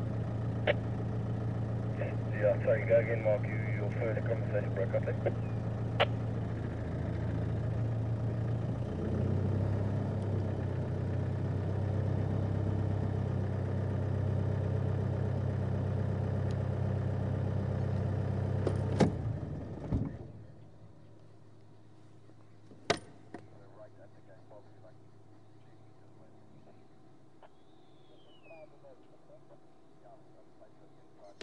Okay. Inside the lodge, eh? Alright, so I must go. Yeah, alright, okay. Alright. Didn't go forward enough. She's actually inside the lodge, guys.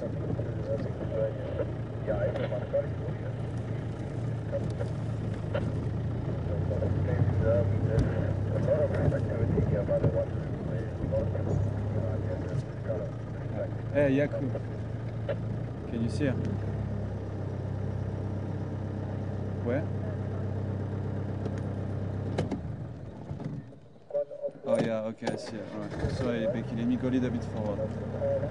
I was looking up in the tree actually. I thought she would have put her kid in the tree by now. But it's still here on the ground. So I'm gonna get a little bit closer, guys.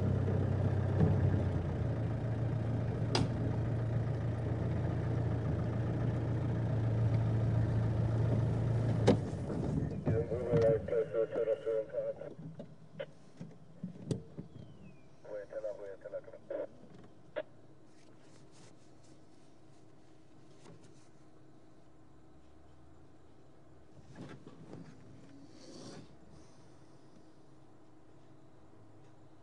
here we go, guys. We got Kerula, Queen of Juma, with Impala kill.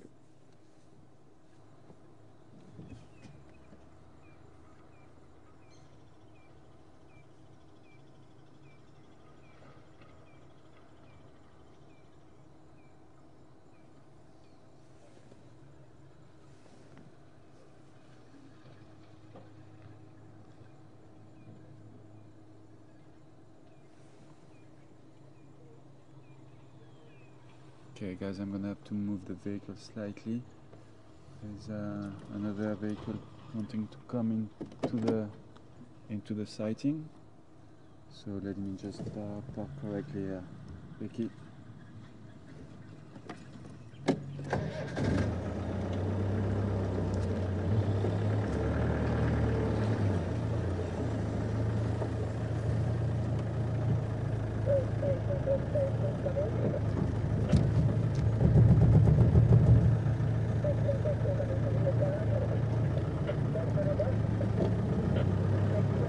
Good on you, Graham.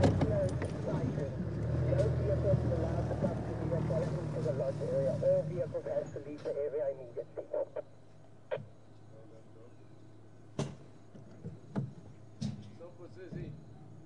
Services on fire at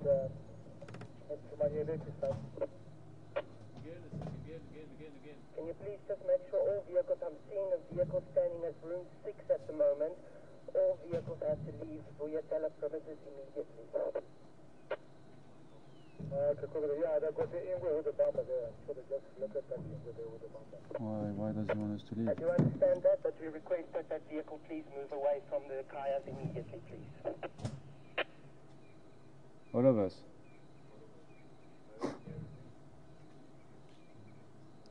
Eugene, come in. Gene standing by. Yeah, Seb, I confirm you want us to leave the sighting, all of us? Mr. Bash, Seb, at the moment, yes, everybody has to leave the sighting. We've got guests currently staying here, and we had some problems the other day with people viewing this, and they feel unsafe at Vuyatela Lodge due to Karula and the Cubs coming here so close to the bedrooms. Okay, copy you.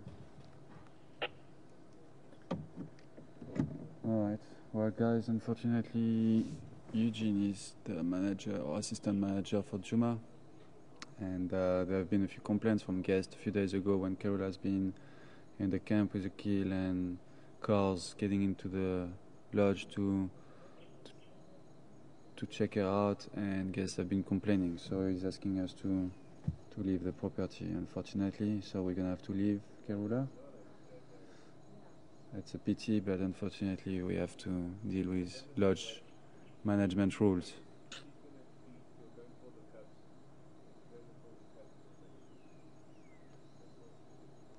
I'm pretty sure Kerula is gonna take that kill anyway out of here and gonna put it up a tree somewhere and gonna go and get the boys, I mean the cubs, Shivenzi and the little boy. It's quite a pity because looks like she's going to start feeding on it. Could have been a really nice sighting.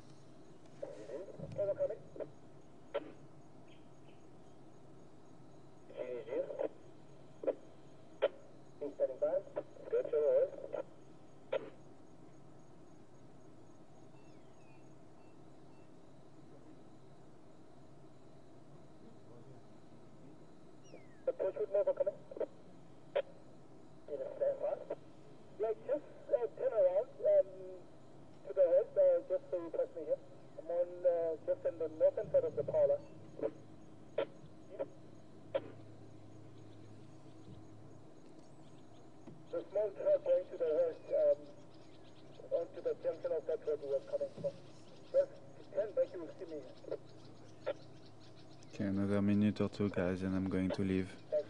So just enjoy it for while you can. probably feed, and then she's going to go call the cubs, and then maybe that would be the wisest move, to wait for her to leave and then do something. But not right now. It's not a good idea. I'm sorry, can you repeat that again? Yeah, I'd just say wait for this leopard to finish feeding, and then she'll go and call the cubs. When she leaves the cubs, then you can move the carcass. Right now would not be appropriate time. We're not going to remove the carcass. We want all vehicles to get out of the cannon site at this moment.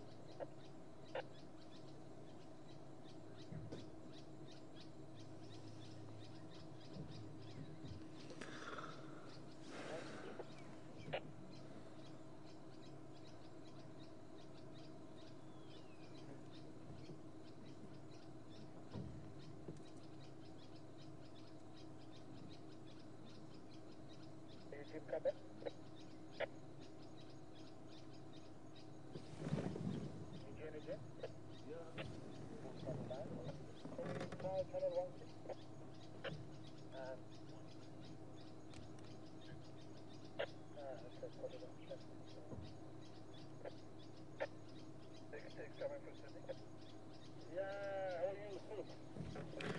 All right, guys, let's go.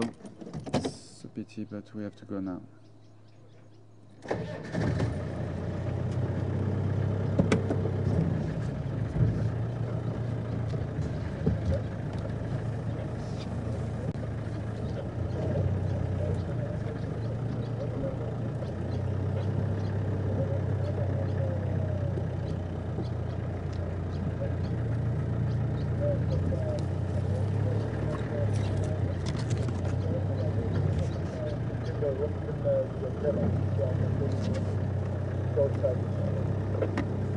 I'll see you tomorrow. Is that gone on our back or not? I just only one my brother, Leopard. And then gone on a bubble.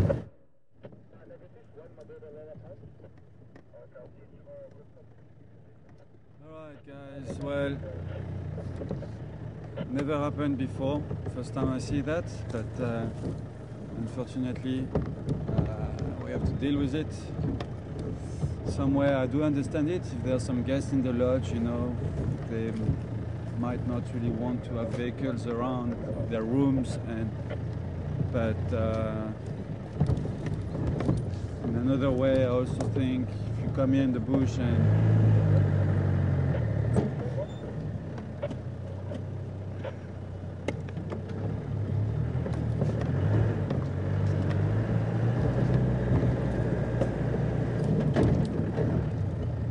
here in the bush and you're here for the wildlife, you know, you're here for the big game, and if you get some animals inside the lodge, this is actually something quite exceptional already. It's not that it doesn't happen in all the lodges, and you might be staying in.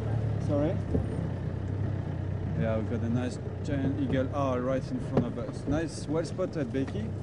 Let's have a quick look at her. She's right there.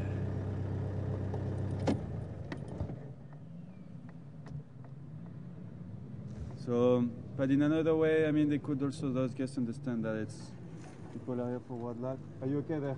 Yeah, no, I think I'll squeeze fine. Okay, cool. Gotta watch you look dying. Yeah. Here we go. All right. Cheers, guys.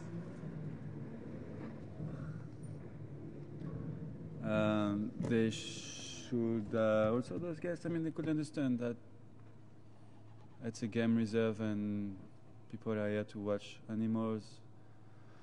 So it's a bit of a difficult one. I do understand, and it's a pity. It was a nice sighting. I mean, it would have been really interesting to see what Kerula is going to do, and see if she's going to go and get the cubs there, or if she's going to drag that kill outside the lodge and then call the cubs. I think she's going to feed a little bit on it, and then I'm pretty sure she's going to take it outside the lodge. She knows it's going to get active tonight there. And I'm pretty sure she's gonna take it outside and going to put it up a tree and then go and get the cubs. So it's gonna be nice for Mark tomorrow morning to follow up.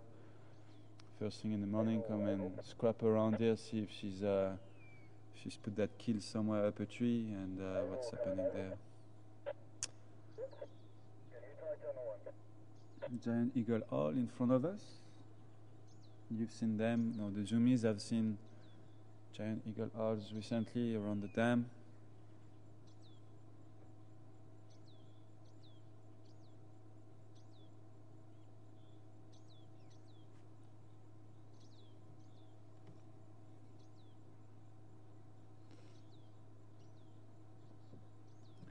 All right, let's carry on, guys. Let's move on and see what else we can find.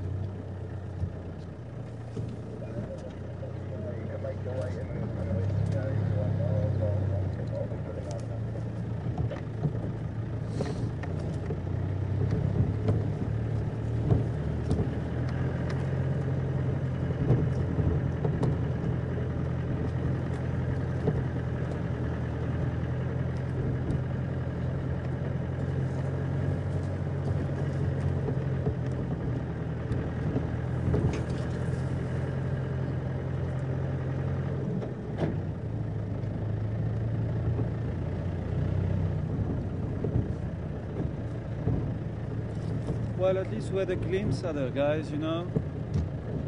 We had spent between 5 and 10 minutes with her. Was asked to leave immediately, but I didn't leave immediately. Still spent a few minutes there.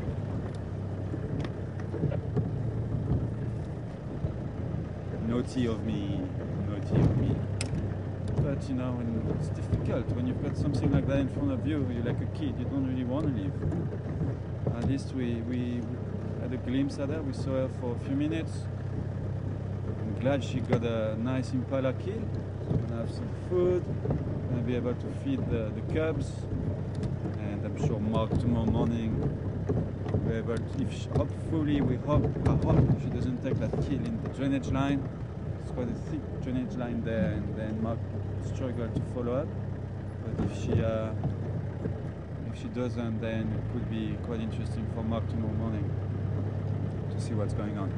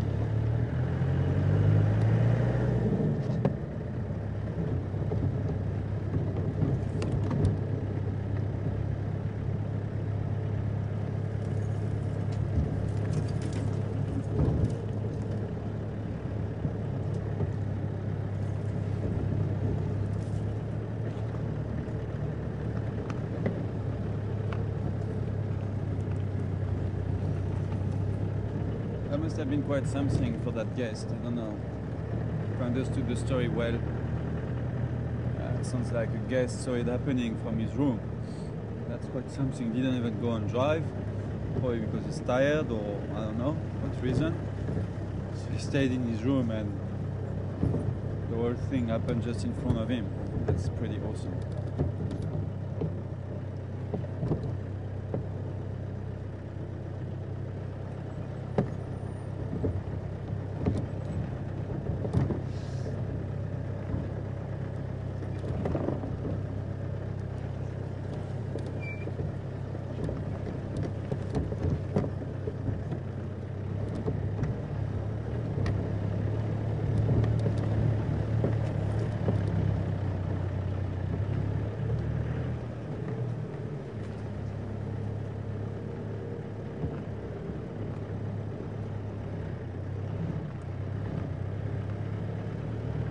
Beautiful light on the dam.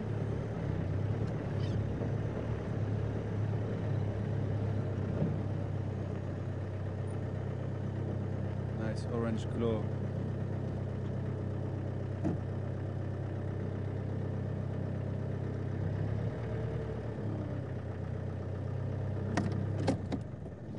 It's very pretty, very, very pretty.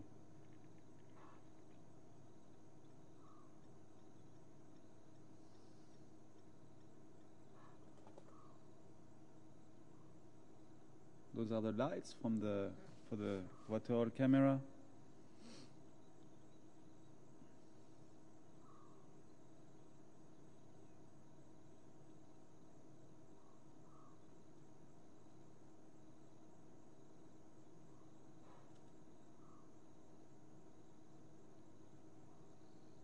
And over there, deep, straight ahead of us, we've got Kerula. You can hear those impalas barking as well. Probably spotted there. I hear some impalas barking.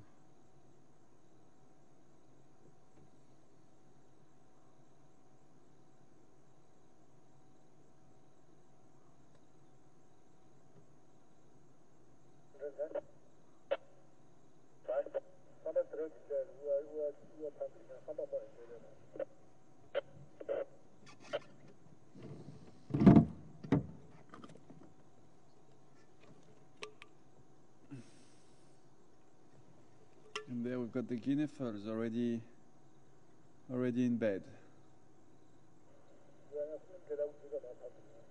Ready for the night. See, that's where guinea sleep at night. Find a perch, and every night we got these guinea staying in that tree. A few of them got killed by a giant eagle owl recently, but you still find them there every night. It's just help them. Well, it's just safer for them than being on the ground, obviously.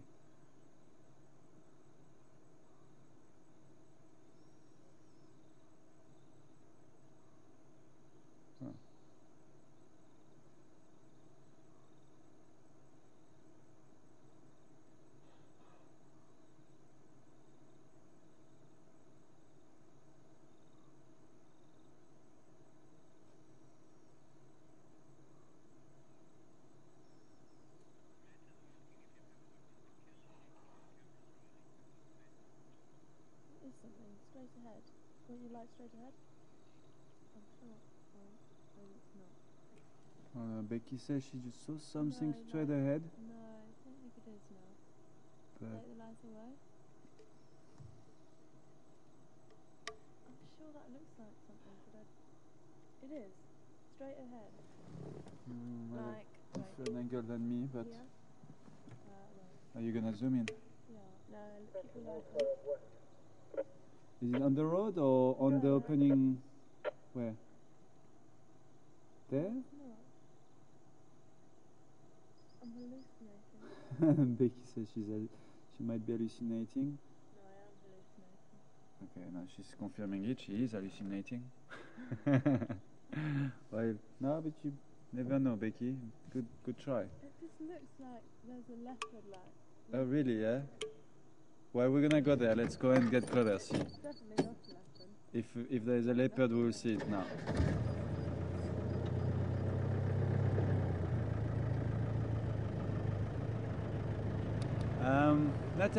Nat, I don't know if it's Nat for Natalie or, but Nat, good evening to you. I think were you talking about that thing? Yeah. Okay, it's just branches on the ground, which from the distance kind of look like a leopard or predator stalking. I understand where you come from, Becky.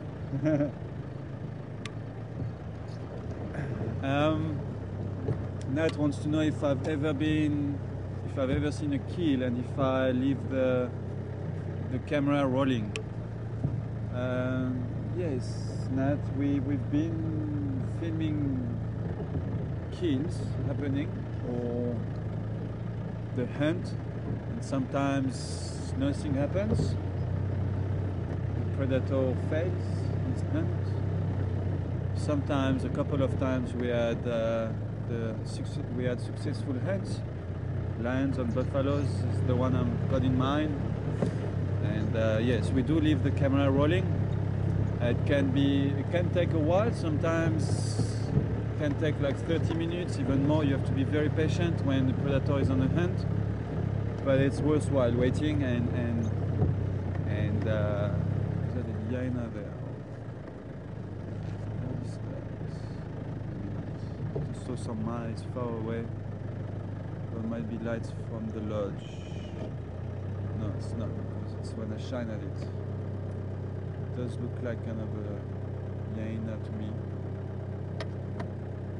It's quite far in the bush though. It's very far. So yes, Nat, we do leave the camera rolling and it's very interesting. It's a lot of suspense. Oh no, it's well, this is an impala. If this is the eyes I was looking at, then it was an impala.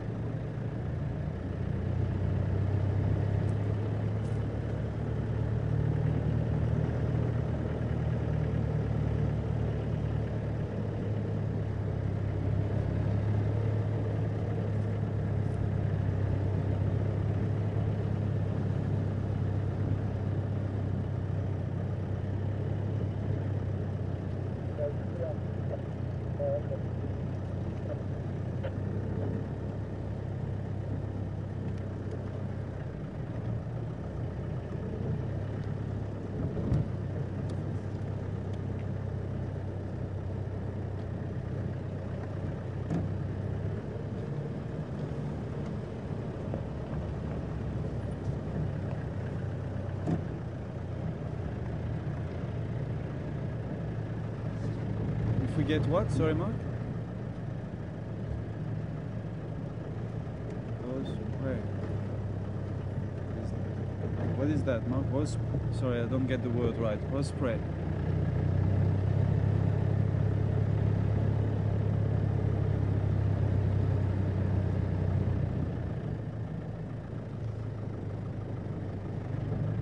Ah, okay. Who was that from? Liane, I think. Liane, yeah. Liane in England. Good evening to you, Liane. Liane wants to know if we get ospreys in at the dam, at Gary Dam. No, Liane, we don't. They do occur in Southern Africa, but we haven't seen any here yet.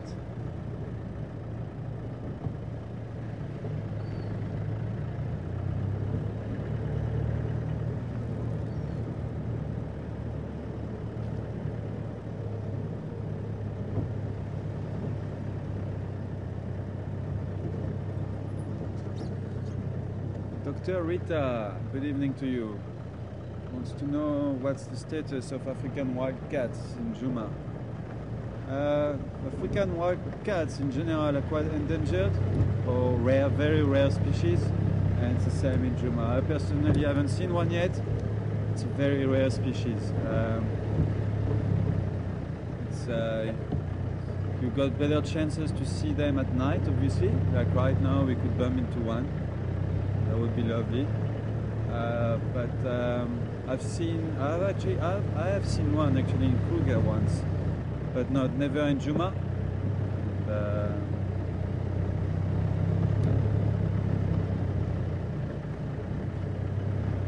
Very, very rare.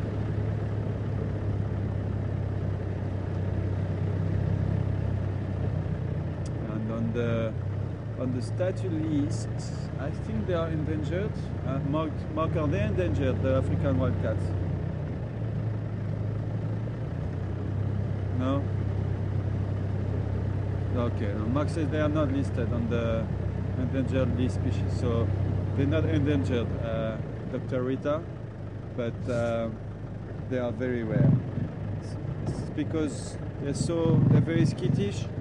They're small as well, so you need to be very lucky to see one at night.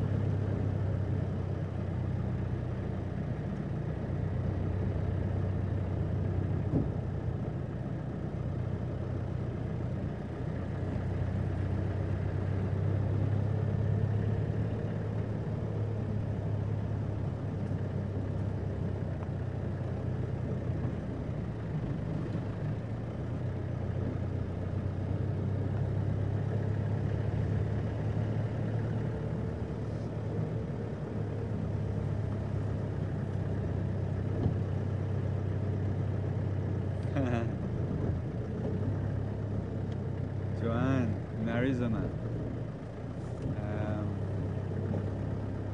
Sorry, just watching something there. There's some kind of zebras, right?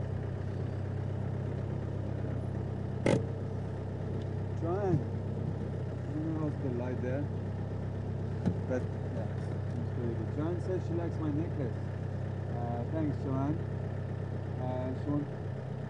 Put the sound up, maybe Mark, put it up all the way up. Let me switch off the car as well. That will help. Is it better now? Can you hear me like that? Yeah. All right. So Joanne says she likes my necklace. And she wants to know what it's made of and what's the signification of it. Joanne, to be honest, it's made of steel, and I think this is just normal. What your hand said? Sorry. I'm not too sure what it is made of, but it's basically two circles, a big one and a smaller one, which is actually drifting now. Or see, it's usually when I bought it, or when it was given to me, and I'll tell you now the story. When it was given to me, what's smoking here?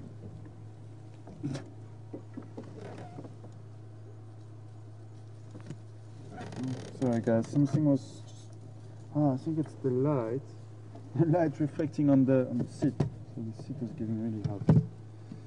Anyway, so it's two circles, Joanne, and the big one and the smaller one. And it was given to me by my girlfriend, Shannon. And it is kind of a love symbol. It doesn't really represent anything, but she found it in the shop and it made her think about us. Being together, being united, being like we fit into each other, we love each other. So it's it could be a symbol of love, and that's why she bought it, and that's why she gave it to me as a present.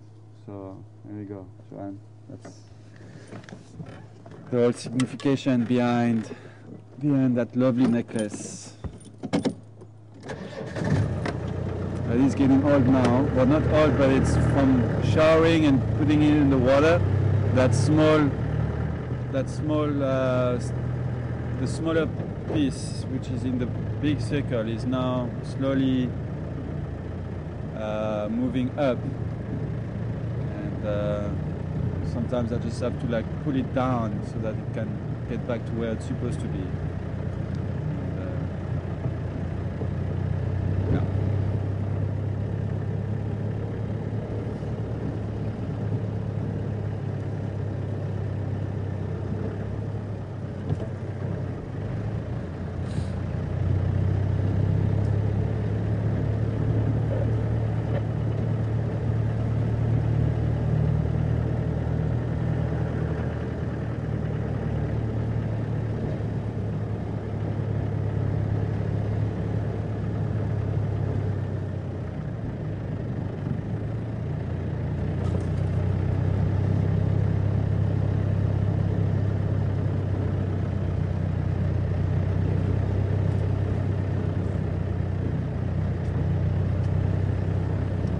John, good evening to you. Do warthogs and hyenas fight?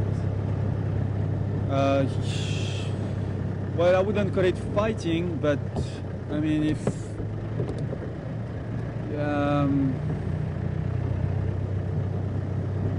warthogs are a prey species for hyenas, and even though I said earlier on that they would live together in a den, I think that's fine in that situation, and I can't really explain why.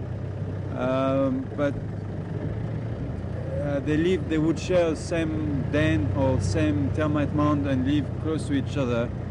But you see, that doesn't stop warthogs. Warthogs know that hyenas are predators, and it has been seen that they would kill the pups. So you wouldn't call it fighting. It's just probably just like to defend themselves or to protect themselves. But if a hyena would come back to the den when a warthog is busy killing her pups, for sure she would go after that warthog and give it a good bite, you know, and or a good chase. And that warthog would probably run away and go straight into his hole, where the hyena won't go. She would not follow a warthog in the hole, because she knows they just go back in the hole with butt first to be able to just like fire out and just with their tusk pointing forward, and that would just kill a hyena dead straight away, or any other animals, predators. So usually predators don't put their hand in warthogs' dens or holes. So it's not really fighting, it's more predation kind of relationship, warthog being the prey species, hyena being the predators, and saying that they are the only species where you would find that really bizarre interspecies relationship, where they would live together and almost share the same home, share the same termite mound, same den.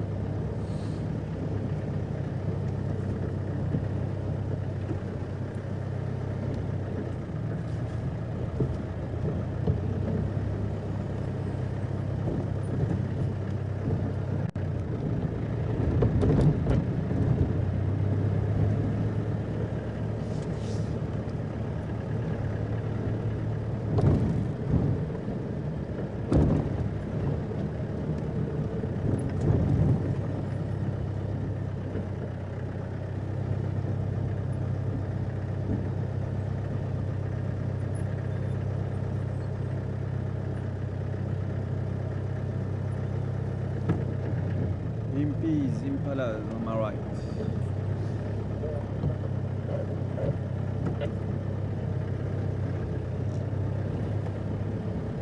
Randa, good evening to you. How long have I been working with animals and safaris?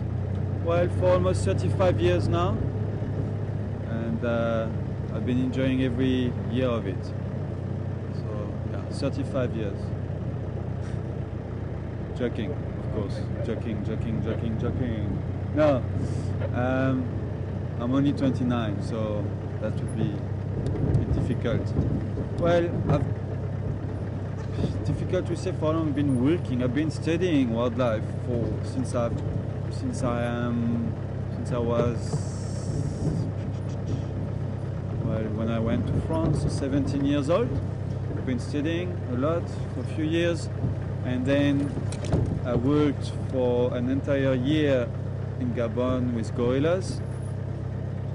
I worked for a few months in Chad in anti-poaching, and then I arrived in South Africa, and I did a bit more of studying, and I did some guiding, but it wasn't really as like safaris. It was more guiding, like taking people on a tour around South Africa, Lesotho, Swaziland, Mozambique, doing Cape Town to Vic Falls, to Namibia and Botswana, things like that. So you actually it's not just safaris, because you go to towns and other landscapes, mountains, go hiking, And then I would say that I've really been involved into the safari industry and driving around the bush every day since I arrived here at Wild Earth, Juma, which was a bit more than a year ago, a year and a couple of months ago. That's where I've been really like involved into it. Before that, I did spend a lot of time in the bush when I was studying, doing a lot of practicals. 1 month in Kruger there, and another month in another part of Kruger, and but that wasn't working. That was learning, studying, tracking, and birds, and animal behavior, and game driving, and things like that. All right, guys, we don't have too much time left. I thought maybe we could come and check out the hyena den quickly, see if it is a bit active. He's a bit active. The puppy is over there, Teddy, but it's night time now, and don't want to shine the light on him. It can hurt him. It can be quite bad for his eyes, so I don't want to do that. So I'll keep the light on these young ones. I'm not going to show you Teddy, guys. I can just tell you I've seen it with my naked eyes. He's over there at the entrance of the den with his mum, or her mum. Still don't know if it's a male or a female. And yeah, the light is quite powerful, and I mean it can damage his eyes quite badly. So I don't want to do that, and I'll just keep the light on those youngsters here.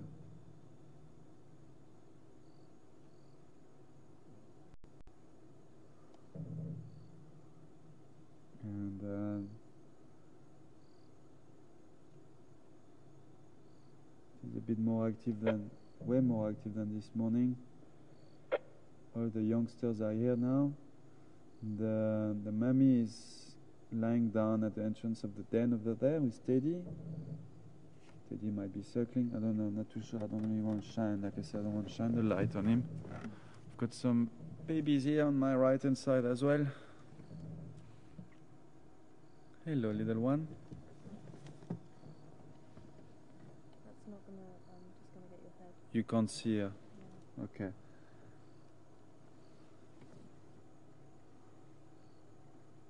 They're probably all the way around the car right by now, smelling and chewing the tires. So that's why we can't see them.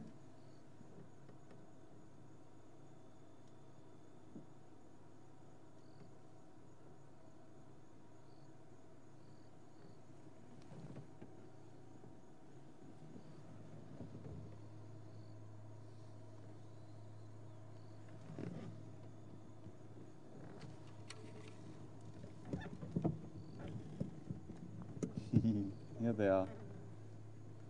I knew that if I let the car move just slightly by putting the handbrake down, they'll get a bit of a fright and move away from the car.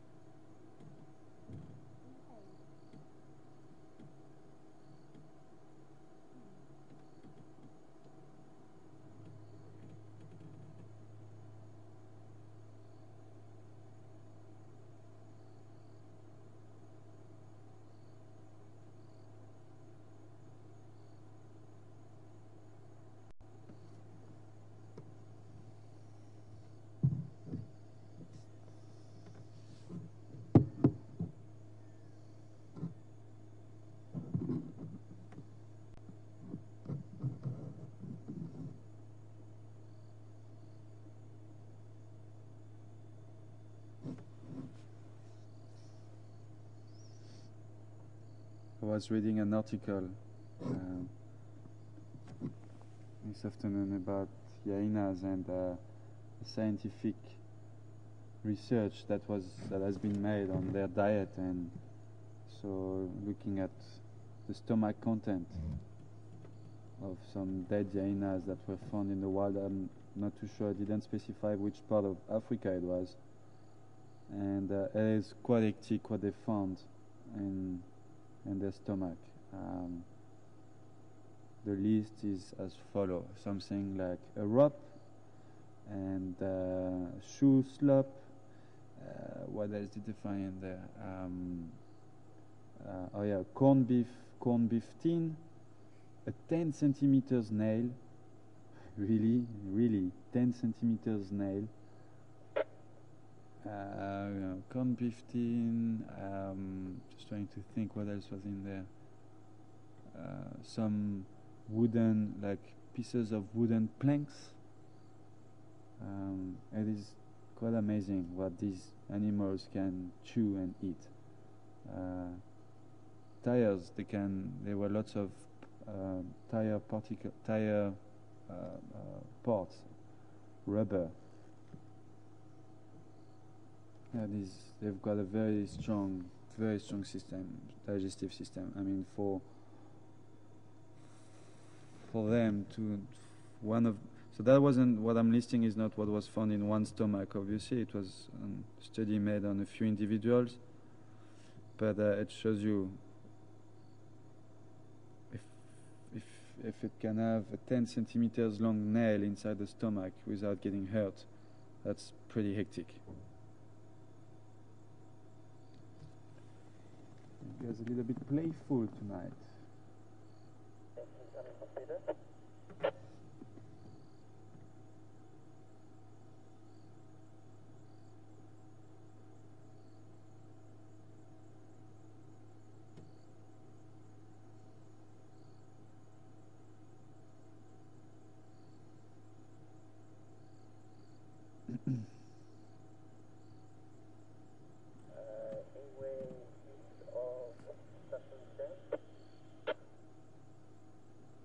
Thanks, Alan.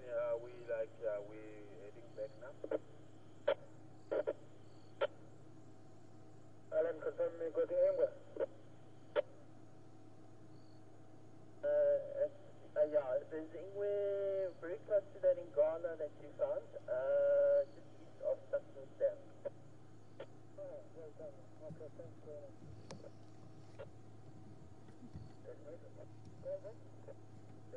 What did you see there? Eh?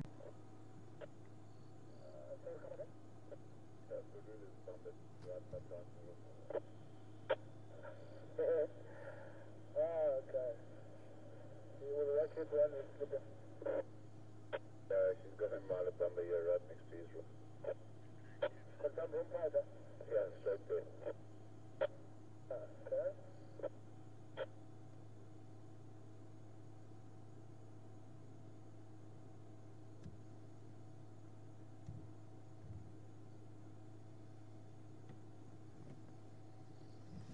Alright guys, it's unfortunately gonna be time for me to say goodbye. Don't need to put the camera on me, Becky. Let's just keep it on the hyenas. They're prettier than me, more interesting than me. It's just don't need to see me when we've got hyenas around. Otherwise I want you to have a look at the hyenas. But guys, it's been a fantastic afternoon for me. I mean, we actually saw quite a lot. If you think about it, we had some nice zebras, some nice giraffe at the dam, some nice elephants, a bit of a quick glimpse at Kerula on a kill, and some hyenas now. So that was good drive for me. I really enjoyed it. And actually, time flew by. Can't believe it's already 6:30 and time to say goodbye. But that's life. That was another great day in front of the camera for me, and driving around and sharing all of this with you. And it will be Mark's turn again tomorrow tomorrow morning, 6:30 Central African time. Mark will be your guide with Becky behind the camera, and I'll be directing and forwarding your questions to Mark. So for now, for myself, Sebastian and Becky and Mark back in final control, it's time to say goodbye. I wish you a good evening or good day, depending on where you are, and we will see you again tomorrow. Bye for now.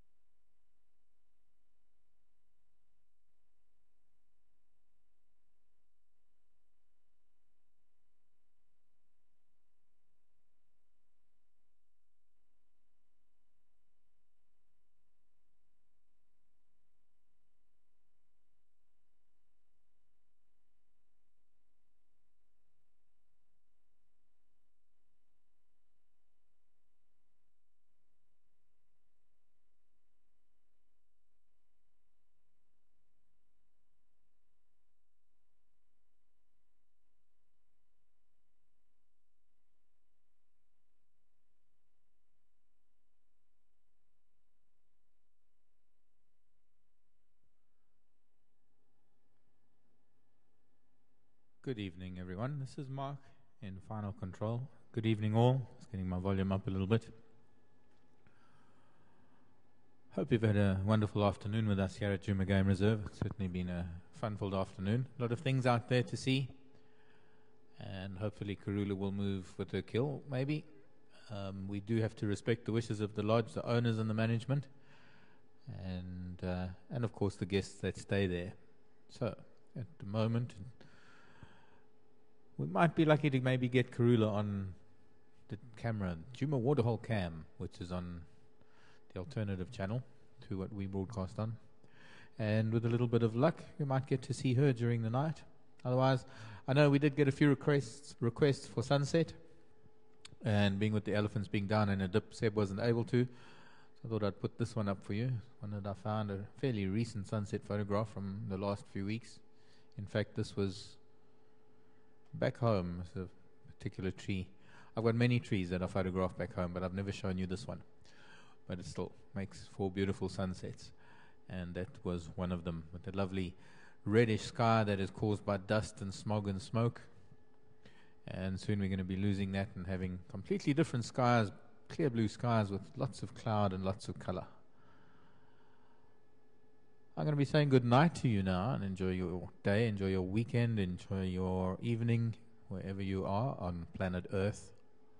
And I'll be seeing you from the other side of the camera, the other side of things tomorrow morning, 6:30 Central African time. Hope you'll join me for our morning safari. We'll see what we can find for you for the weekend. Bye, everyone. Thank you.